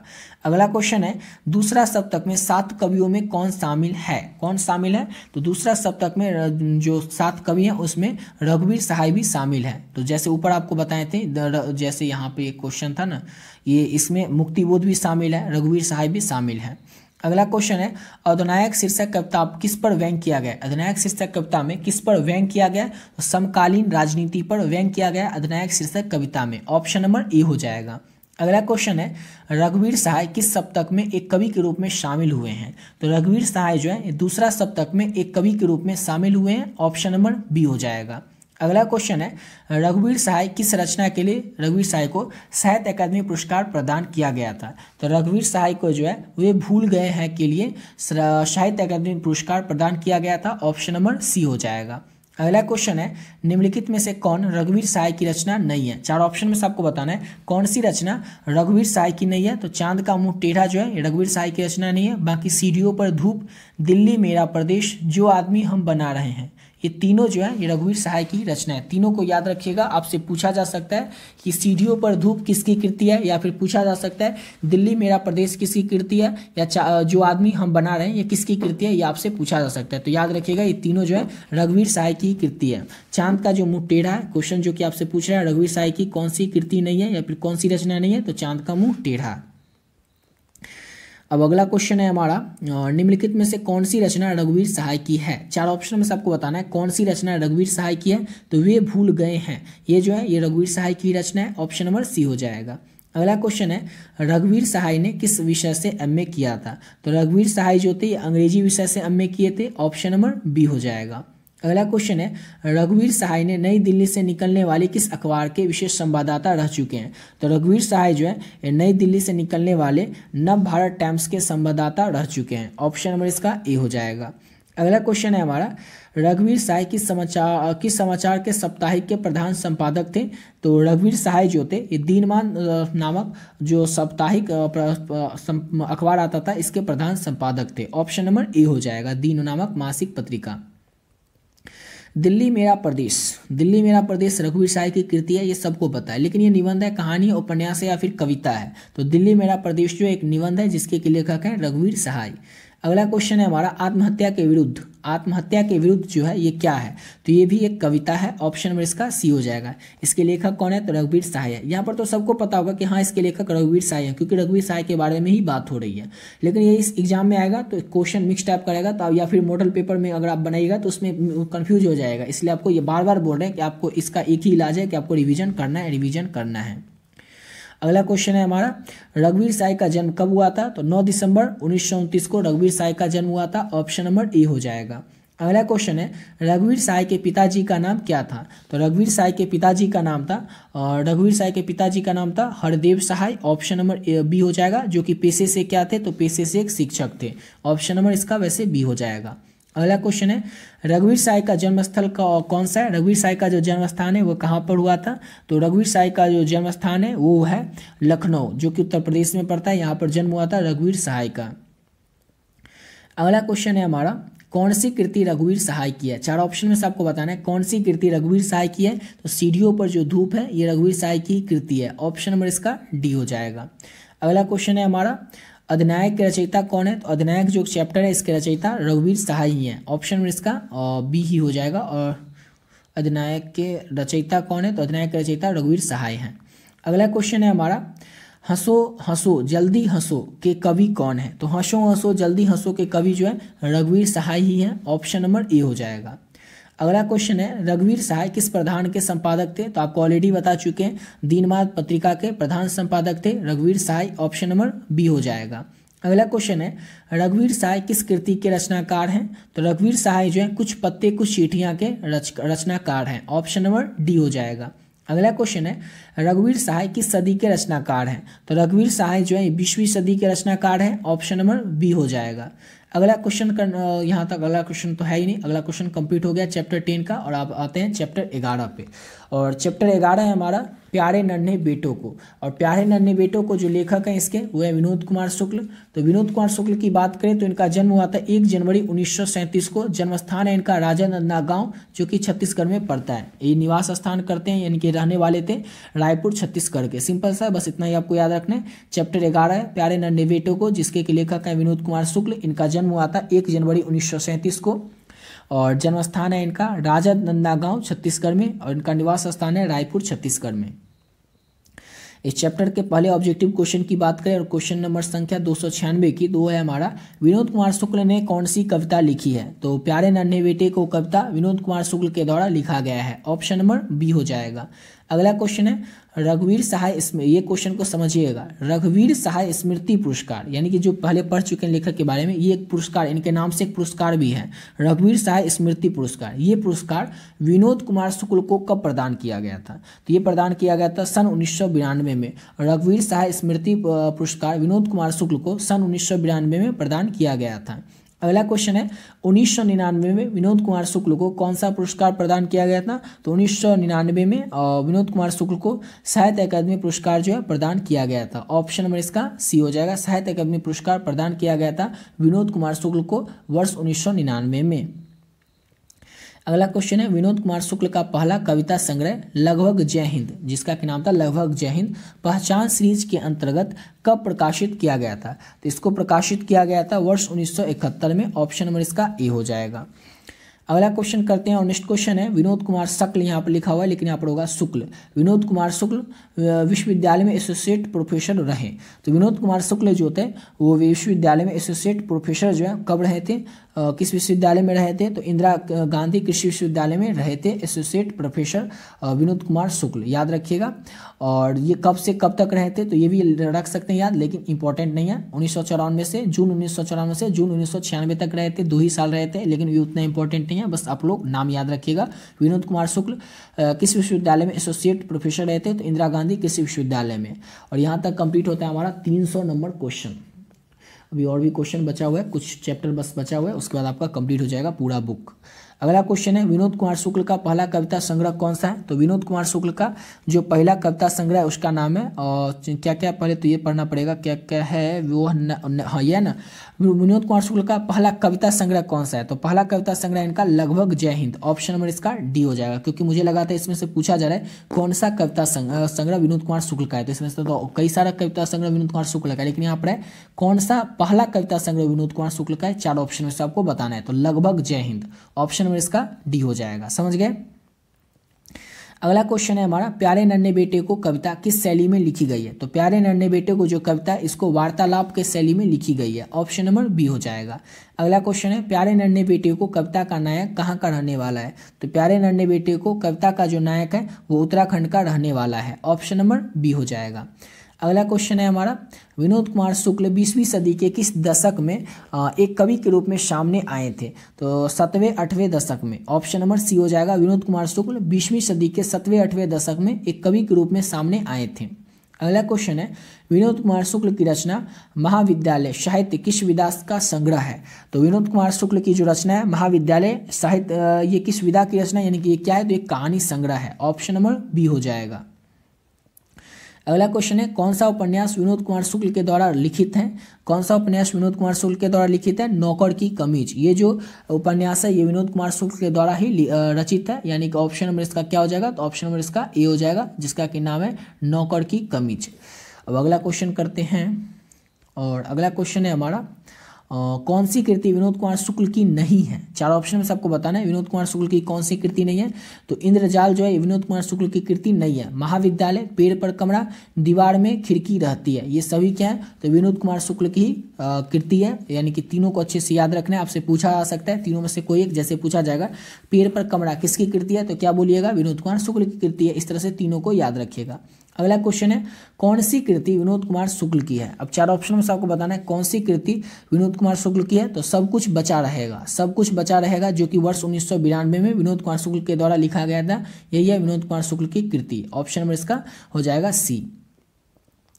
अगला क्वेश्चन है, विनोद कुमार शुक्ल निराला सृजन पीठ में जून 1994 से जून 1996 तक जो है किस पद पर रहे थे? किस पद पर रहे थे? तो ये आपको ऑलरेडी ऊपर में बता चुके हैं किस पद पर रहे थे। तो अतिथि साहित्यकार के रूप में रहे थे, ऑप्शन नंबर इसका बी हो जाएगा, ऑप्शन नंबर इसका बी हो जाएगा। अगला क्वेश्चन करते हैं, और नेक्स्ट क्वेश्चन है हमारा, विनोद कुमार शुक्ल को कौन सा पुरस्कार नहीं प्रदान किया गया था? तो विनोद कुमार शुक्ल जो है इनको ज्ञानपीठ पुरस्कार प्रदान नहीं किया गया था, ऑप्शन नंबर सी हो जाएगा। बाकी दयावती मोदी कवि शिखर सम्मान, साहित्य अकादमी पुरस्कार और रघुवीर साहित्य स्मृति पुरस्कार, ये तीनों प्रदान किया गया था विनोद कुमार शुक्ल को। ज्ञानपीठ पुरस्कार जो है प्रदान नहीं किया गया था विनोद कुमार शुक्ल को। तीनों को याद रखिएगा आप लोग। अगला क्वेश्चन है, विनोद कुमार शुक्ल का जन्म कहाँ हुआ था? तो ऑलरेडी आप लोगों को बता चुके हैं विनोद कुमार शुक्ल का जो जन्म है ये राजनांदगांव गांव जो कि छत्तीसगढ़ में पड़ता है, यहाँ पर जन्म हुआ था, ऑप्शन नंबर इसका डी हो जाएगा। अगला क्वेश्चन है, विनोद कुमार शुक्ल का जन्म हुआ कब था? तो विनोद कुमार शुक्ल का जन्म हुआ था 1 जनवरी वर्ष 1937 को, ऑप्शन नंबर इसका ए हो जाएगा। अगला क्वेश्चन है हमारा, नेक्स्ट क्वेश्चन करते हैं। अगला क्वेश्चन है, कौन सी कृति विनोद कुमार शुक्ल की नहीं है? अब पूछ रहा है कौन सा विनोद कुमार शुक्ल की कृति नहीं है। तो पहले तो 3 को देख लीजिए जो कि विनोद कुमार शुक्ल की ही कृति है, वो 3 है। सब कुछ बचा रहेगा, वह आदमी नया गर्म कोट पहनकर चला गया विचार की तरह, ये किसकी है? तो विनोद कुमार शुक्ल की ही ये कृति है। थोड़ा नाम बड़ा है लेकिन याद रखिएगा, ये एक उपन्यास है। और नौकर की कमीज ये भी विनोद कुमार शुक्ल की कृति है, लेकिन असाध्य वीणा जो है ये विनोद कुमार शुक्ल की कृति नहीं है, इसलिए ऑप्शन डी हो जाएगा असाध्य वीणा। अगला क्वेश्चन है, मेहनतकश और औरत को कवि ने किस रूप में देखा है? तो मेहनतकश और औरत को कवि ने लोहा के रूप में देखा है, और लोहा किस चीज का प्रतीक है? तो लोहा कर्म का प्रतीक है, काम का प्रतीक है। अगला क्वेश्चन है, कौन सी कृति विनोद कुमार शुक्ल की है? 4 ऑप्शन में सबको बताना है कौन सी कृति विनोद कुमार शुक्ल की है। तो दीवार में एक खिड़की रहती है, ये विनोद कुमार शुक्ल की ही कृति है, ऑप्शन नंबर ए हो जाएगा। अगला क्वेश्चन है, विनोद कुमार शुक्ल के किस कृति पर मनी कौल ने एक फिल्म भी बनाई थी? तो विनोद कुमार की वो कौन सी कृति है जिस पर कि मनी कौल ने एक फिल्म भी बनाई थी? तो नौकर की कमीज पर फिल्म भी बन चुकी है, ऑप्शन नंबर सी हो जाएगा। अगला क्वेश्चन है, पत्नी बेटिया को क्या करती है? तो पत्नी बेटिया को जो है समझाती है, ऑप्शन नंबर इसका डी हो जाएगा। अगला क्वेश्चन है, पिता बिटिया को क्या करता है? तो पिता जो होता है ये बिटिया को समझाता है, मारता है, सिखलाता है, या क्या करता है? तो पिता भी बिटिया को सिखलाता ही है। ऑप्शन नंबर सी हो जाएगा। अगला क्वेश्चन है, प्यारे नन्हे बेटे को में कविता में लोहा किसका प्रतीक है? बहुत ही ज़्यादा महत्वपूर्ण प्रश्न है इस चैप्टर का। कोई सबसे ज़्यादा इंपॉर्टेंट ऑब्जेक्टिव क्वेश्चन है तो वो सबसे ज़्यादा पहला नंबर पर इंपॉर्टेंट ऑब्जेक्टिव क्वेश्चन यही है कि प्यारे नन्हे बेटे को कविता में लोहा किसका प्रतीक है? तो कर्म का प्रतीक है, काम का प्रतीक है। ऑप्शन नंबर सी हो जाएगा। अगला क्वेश्चन है, प्यारे नन्हे बेटे को रचयिता है यानी कि इसके लेखक कौन है? तो विनोद कुमार शुक्ल है। ऑप्शन नंबर सी हो जाएगा। अगला क्वेश्चन है, प्यारे नन्हे बेटे को कविता किस संकलन से ली गई है? ये जो कविता है किस संकलन से लिया गया? तो वह आदमी नया गर्म कोट पहनकर चला गया विचार की तरह। ये एक उपन्यास का पूरा नाम है, कोई सेंटेंस नहीं है, कोई लाइन नहीं है, ये पूरा एक उपन्यास है जिसका कि नाम है वह आदमी जो है नया गर्म कोट पहनकर चला गया विचार की तरह। समझ गए? इसी से प्यारे नन्हे बेटे को कविता संकलन को लिया गया, इसी से। समझ गए ना? अब अगला क्वेश्चन करते हैं, और अगला क्वेश्चन है हमारा, एक सेकेंड, ये हो नहीं रहा है। हाँ, अगला क्वेश्चन है, नौकर की कमीज क्या है? तो नौकर की कमीज क्या है? तो एक उपन्यास है। ऑप्शन में इसका डी हो जाएगा। और इसी के साथ कंप्लीट होता है हमारा यहाँ पर चैप्टर 11। अब बस 2 चैप्टर बचा हुआ है, चैप्टर 12 और 13। तो चैप्टर 12 है हमारा हार जीत। हार जीत के लेखक कौन है? तो याद रखना है, जो हार जीत चैप्टर 12 इसके लेखक है अशोक वाजपेयी। तो अशोक वाजपेयी के बारे में थोड़ा बहुत देख लेते हैं, जैसे कि इनका जन्म और मृत्यु सब बताइए क्या क्या देखना है। तो अशोक वाजपेयी का जन्म हुआ था 16 जनवरी वर्ष 1941 को। इनका जन्म स्थान कहाँ है? तो दुर्ग छत्तीसगढ़ में जन्म हुआ था अशोक वाजपेयी का। और ये मूल निवास इनका यानी कि कहाँ के रहने वाले हैं? तो सागर मध्य प्रदेश के रहने वाले हैं। इनकी माता का नाम है निर्मला देवी और इनके पिता का नाम है परमानंद वाजपेयी। और अशोक वाजपेयी जो एक IAS ऑफिसर रह चुके हैं, यानी कि भारतीय प्रशासनिक सेवा इंडियन एडमिनिस्ट्रेटिव सर्विस के तौर पर भी काम कर चुके हैं, IAS के तौर पर भी कर चुके हैं भारत में। समझ गए? तो इतना कुछ आपको याद रखना है अशोक वाजपेयी के बारे में। चैप्टर 12 है हार जीत। लेखक है अशोक वाजपेयी। जन्म हुआ था इनका 16 जनवरी 1941 को। जन्म स्थान है दुर्ग छत्तीसगढ़ में। मूल निवास है इनका सागर मध्य प्रदेश में। माता का नाम है निर्मला देवी, पिता का नाम है परमानंद वाजपेयी और इनके पिता एक IAS ऑफिसर, पिता नहीं, ये खुद एक IAS ऑफिसर थे। पिता का नाम है परमानंद वाजपेयी। पिता इनके कुछ भी नहीं थे, मतलब होंगे कुछ लेकिन किताब में लिखा हुआ नहीं है क्योंकि वो कुछ खास नहीं रहे होंगे। और इस चैप्टर के पहले क्वेश्चन से शुरू करते हैं। और पहला क्वेश्चन है, अशोक वाजपेयी ने कौन सी कविता लिखी है? तो अशोक वाजपेयी के द्वारा हार जीत कविता को लिखा गया है। ऑप्शन में इसका बी हो जाएगा। अगला क्वेश्चन है, अशोक वाजपेयी की माँ का नाम क्या था? तो अशोक वाजपेयी की माँ का नाम था Nirmala Devi. Option number C हो जाएगा। अगला क्वेश्चन है, अशोक वाजपेयी का जन्म कहाँ हुआ था? तो अशोक वाजपेयी जो है इनका जन्म हुआ था दुर्ग छत्तीसगढ़ में। ऑप्शन नंबर बी हो जाएगा। अगला क्वेश्चन है, हार जीत कविता अशोक वाजपेयी की किस कविता संकलन से ली गई? ये भी इंपॉर्टेंट क्वेश्चन है, बहुत ही ज़्यादा याद रखिएगा। तो कहीं नहीं वहीं कविता संकलन से हार जीत कविता को लिया गया है। ऑप्शन नंबर इसका ए हो जाएगा। अगला क्वेश्चन है, अशोक वाजपेयी ने किस विश्वविद्यालय से BA किया था? तो अशोक वाजपेयी के द्वारा किस विश्वविद्यालय से BA किया गया था? तो पटना विश्वविद्यालय से। ऑप्शन नंबर ए हो जाएगा। अगला क्वेश्चन है, अशोक वाजपेयी ने किस कॉलेज से MA किया था? तो अशोक वाजपेयी के द्वारा सेंट स्टीफेंस कॉलेज दिल्ली में जो है इसके से ही MA किया गया था इनके द्वारा। अगला क्वेश्चन है, अशोक वाजपेयी ने कौन सा सम्मान या पुरस्कार नहीं प्रदान किया गया था इनको? 4 पुरस्कार का नाम दिया और इसमें से आपसे पूछा जा रहा है कौन सा पुरस्कार जो है वो अशोक वाजपेयी को प्रदान नहीं किया गया था। तो नहीं प्रदान किया गया था पहल सम्मान, लेकिन कौन कौन सा पुरस्कार प्रदान किया गया था ये तो बहुत ज़्यादा इंपॉर्टेंट है और आपको याद ही रखना है। दयावती मोदी शिखर सम्मान, साहित्य अकादमी पुरस्कार, पॉलिश सरकार का officer of the order of cross जो कि 2004 का सम्मान था। ये इन तीनों सम्मान जो है ये इनको प्रदान किया गया था। याद रखिएगा इस सब का नाम अच्छे तरीके से, क्योंकि ये भी आपसे पूछा जा सकता है। अब अगला क्वेश्चन है हमारा, अशोक वाजपेयी किस विश्वविद्यालय के कुलपति रह चुके हैं? तो अशोक वाजपेयी जो है ये महात्मा गांधी अंतर्राष्ट्रीय हिंदी विश्वविद्यालय के कुलपति भी रह चुके हैं। ऑप्शन नंबर इसका बी हो जाएगा। अगला क्वेश्चन है हमारा, हार जीत कविता में उत्सव कौन मना रहा है? तो हार जीत जो कविता है इसमें उत्सव शासक दल जो है वो मना रहा है। ऑप्शन नंबर सी हो जाएगा। अगला क्वेश्चन है, हार जीत जो है किस तरह की कविता है? तो हार जीत जो कविता है ये गद्य कविता है। ऑप्शन नंबर बी हो जाएगा। अगला क्वेश्चन है हमारा, हार जीत कविता में किसका प्रश्न उठाया गया है? तो हार जीत कविता में हार का प्रश्न उठाया गया है। ऑप्शन नंबर बी हो जाएगा। अगला क्वेश्चन है कौन सी अशोक वाजपेयी की रचना नहीं है। चार ऑप्शन में से आपको बताना है कौन सी अशोक वाजपेयी की जो है रचना नहीं है। कौन सी रचना नहीं है, तो सब कुछ होना बचा रहेगा, ये अशोक वाजपेयी की रचना नहीं है। बाकी बहुड़ी अकेला, चिढ़ी सी जगह, घास में दुबका आकाश, जो कि बहुत ज़्यादा इंपॉर्टेंट है। घास में दुबका आकाश आपसे पूछा जा सकता है, घास में दुबका आकाश किसकी रचना है, तो याद रखिएगा अशोक वाजपेयी की। ये तीनों रचना को अच्छे से याद रखिएगा। क्वेश्चन में पूछा जा रहा था कौन सी रचना अशोक वाजपेयी की नहीं है, तो सब कुछ होना बचा रहेगा, ये अशोक वाजपेयी की रचना नहीं है। ऑप्शन नंबर इसका सी हो जाएगा। अगला क्वेश्चन है हमारा कौन सी रचना अशोक वाजपेयी की है, तो उम्मीद का दूसरा नाम, उम्मीद का दूसरा नाम जो है ये अशोक वाजपेयी की ही रचना है। ऑप्शन नंबर बी हो जाएगा। अगला क्वेश्चन है एक पतंग अनंत में किसकी रचना है। एक पतंग अनंत में जो है ये किसकी रचना है, तो अशोक वाजपेयी की ही रचना है, एक पतंग अनंत में। ऑप्शन नंबर ए हो जाएगा। अगला क्वेश्चन है कौन सा काव्य संग्रह अशोक वाजपेयी के द्वारा रचित नहीं है। कौन सा काव्य संग्रह जो है अशोक वाजपेयी के द्वारा रचित नहीं है, तो गंगा तट जो है अशोक वाजपेयी के द्वारा रचित नहीं है। ऑप्शन नंबर सी हो जाएगा। अगला क्वेश्चन है तत्पुरुष किसकी रचना है। तत्पुरुष जो है किसकी रचना है, तो अशोक वाजपेयी की रचना है, तत्पुरुष। ऑप्शन नंबर डी हो जाएगा। अगला क्वेश्चन है हार जीत क्या है, तो हार जीत जो है क्या, तो हार जीत आपको बताना है गद्य काव्य है, गद्य कविता है, कहानी है या निबंध है, तो हार जीत जो है ये गद्य कविता है। ऑप्शन नंबर इसका बी हो जाएगा। अगला क्वेश्चन करते हैं, और यहाँ पर हमारा अगला क्वेश्चन ये है कि वे उत्सव मना रहे, इसमें वे किसके लिए आया है।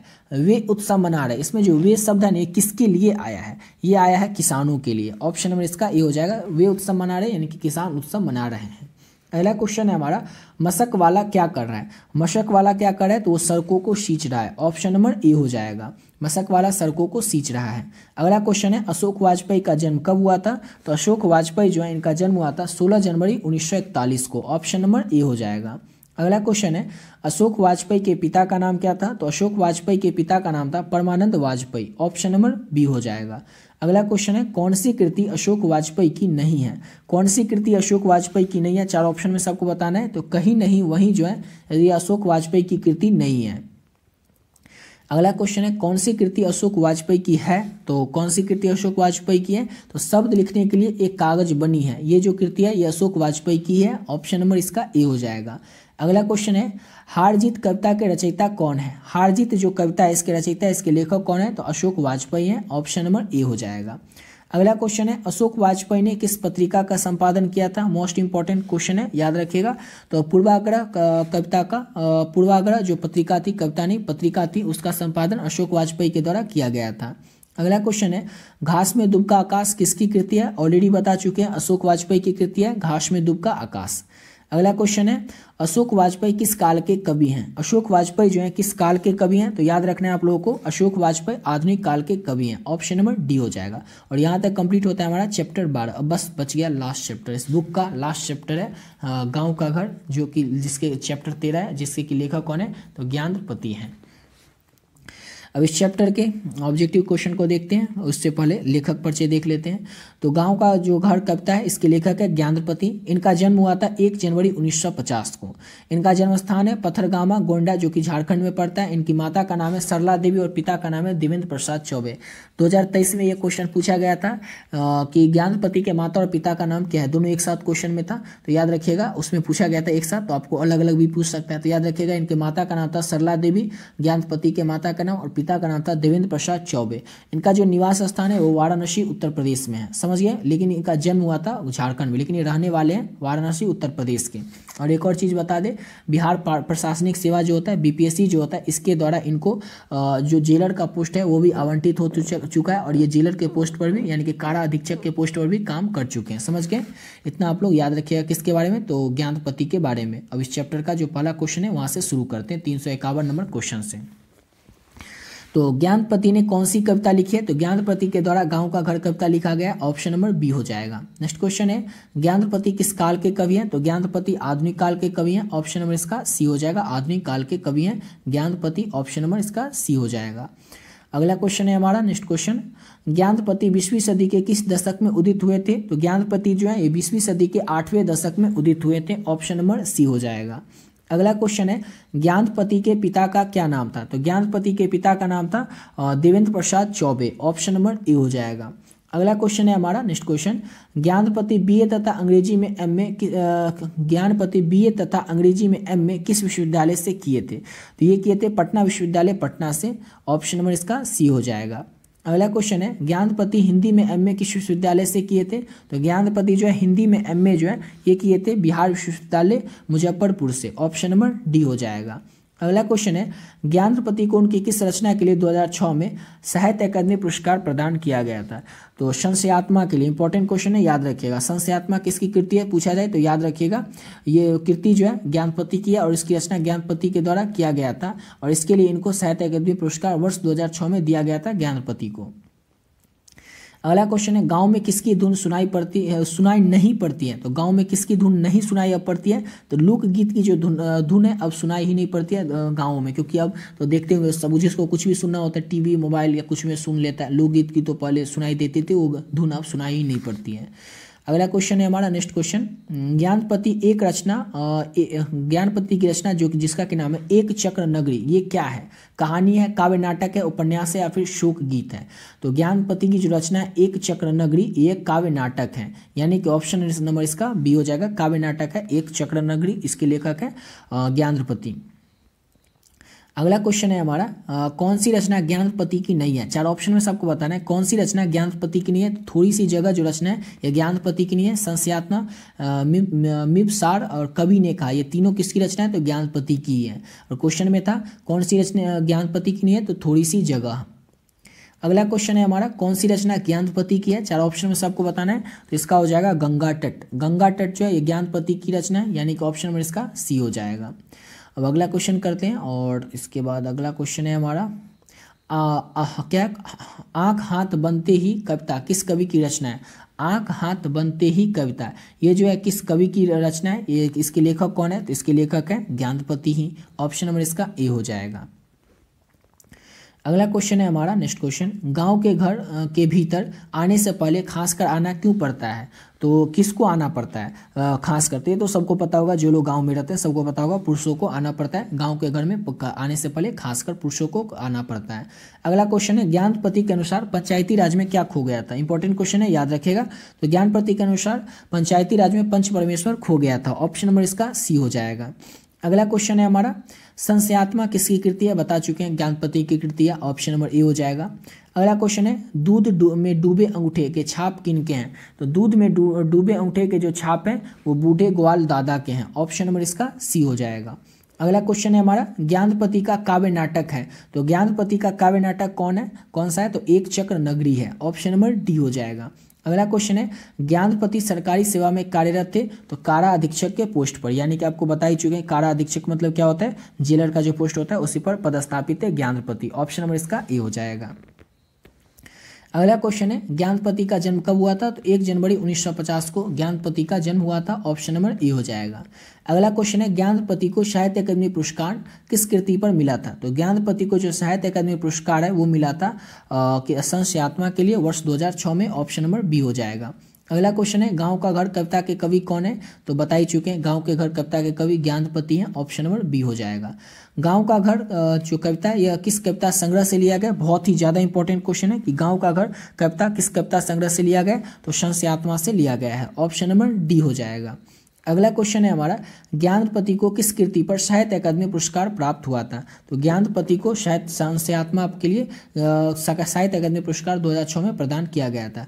ज्ञानपति का जन्म कहाँ हुआ था? तो याद रखना है ज्ञानपति जो है इनका जन्म हुआ था झारखंड में, यानी कि ऑप्शन नंबर इसका सी हो जाएगा। और यहाँ पर कंप्लीट होता है हमारा पूरा बुक। यहाँ पर क्या हो गया, पूरा जो आपका बुक है आज कंप्लीट हो गया। इससे पिछले वीडियो में आप लोगों को गद्यखंड पूरा कंप्लीट करवा दिए थे, आज के इस वीडियो में आप लोगों को काव्यखंड पूरा कंप्लीट करवा दिए।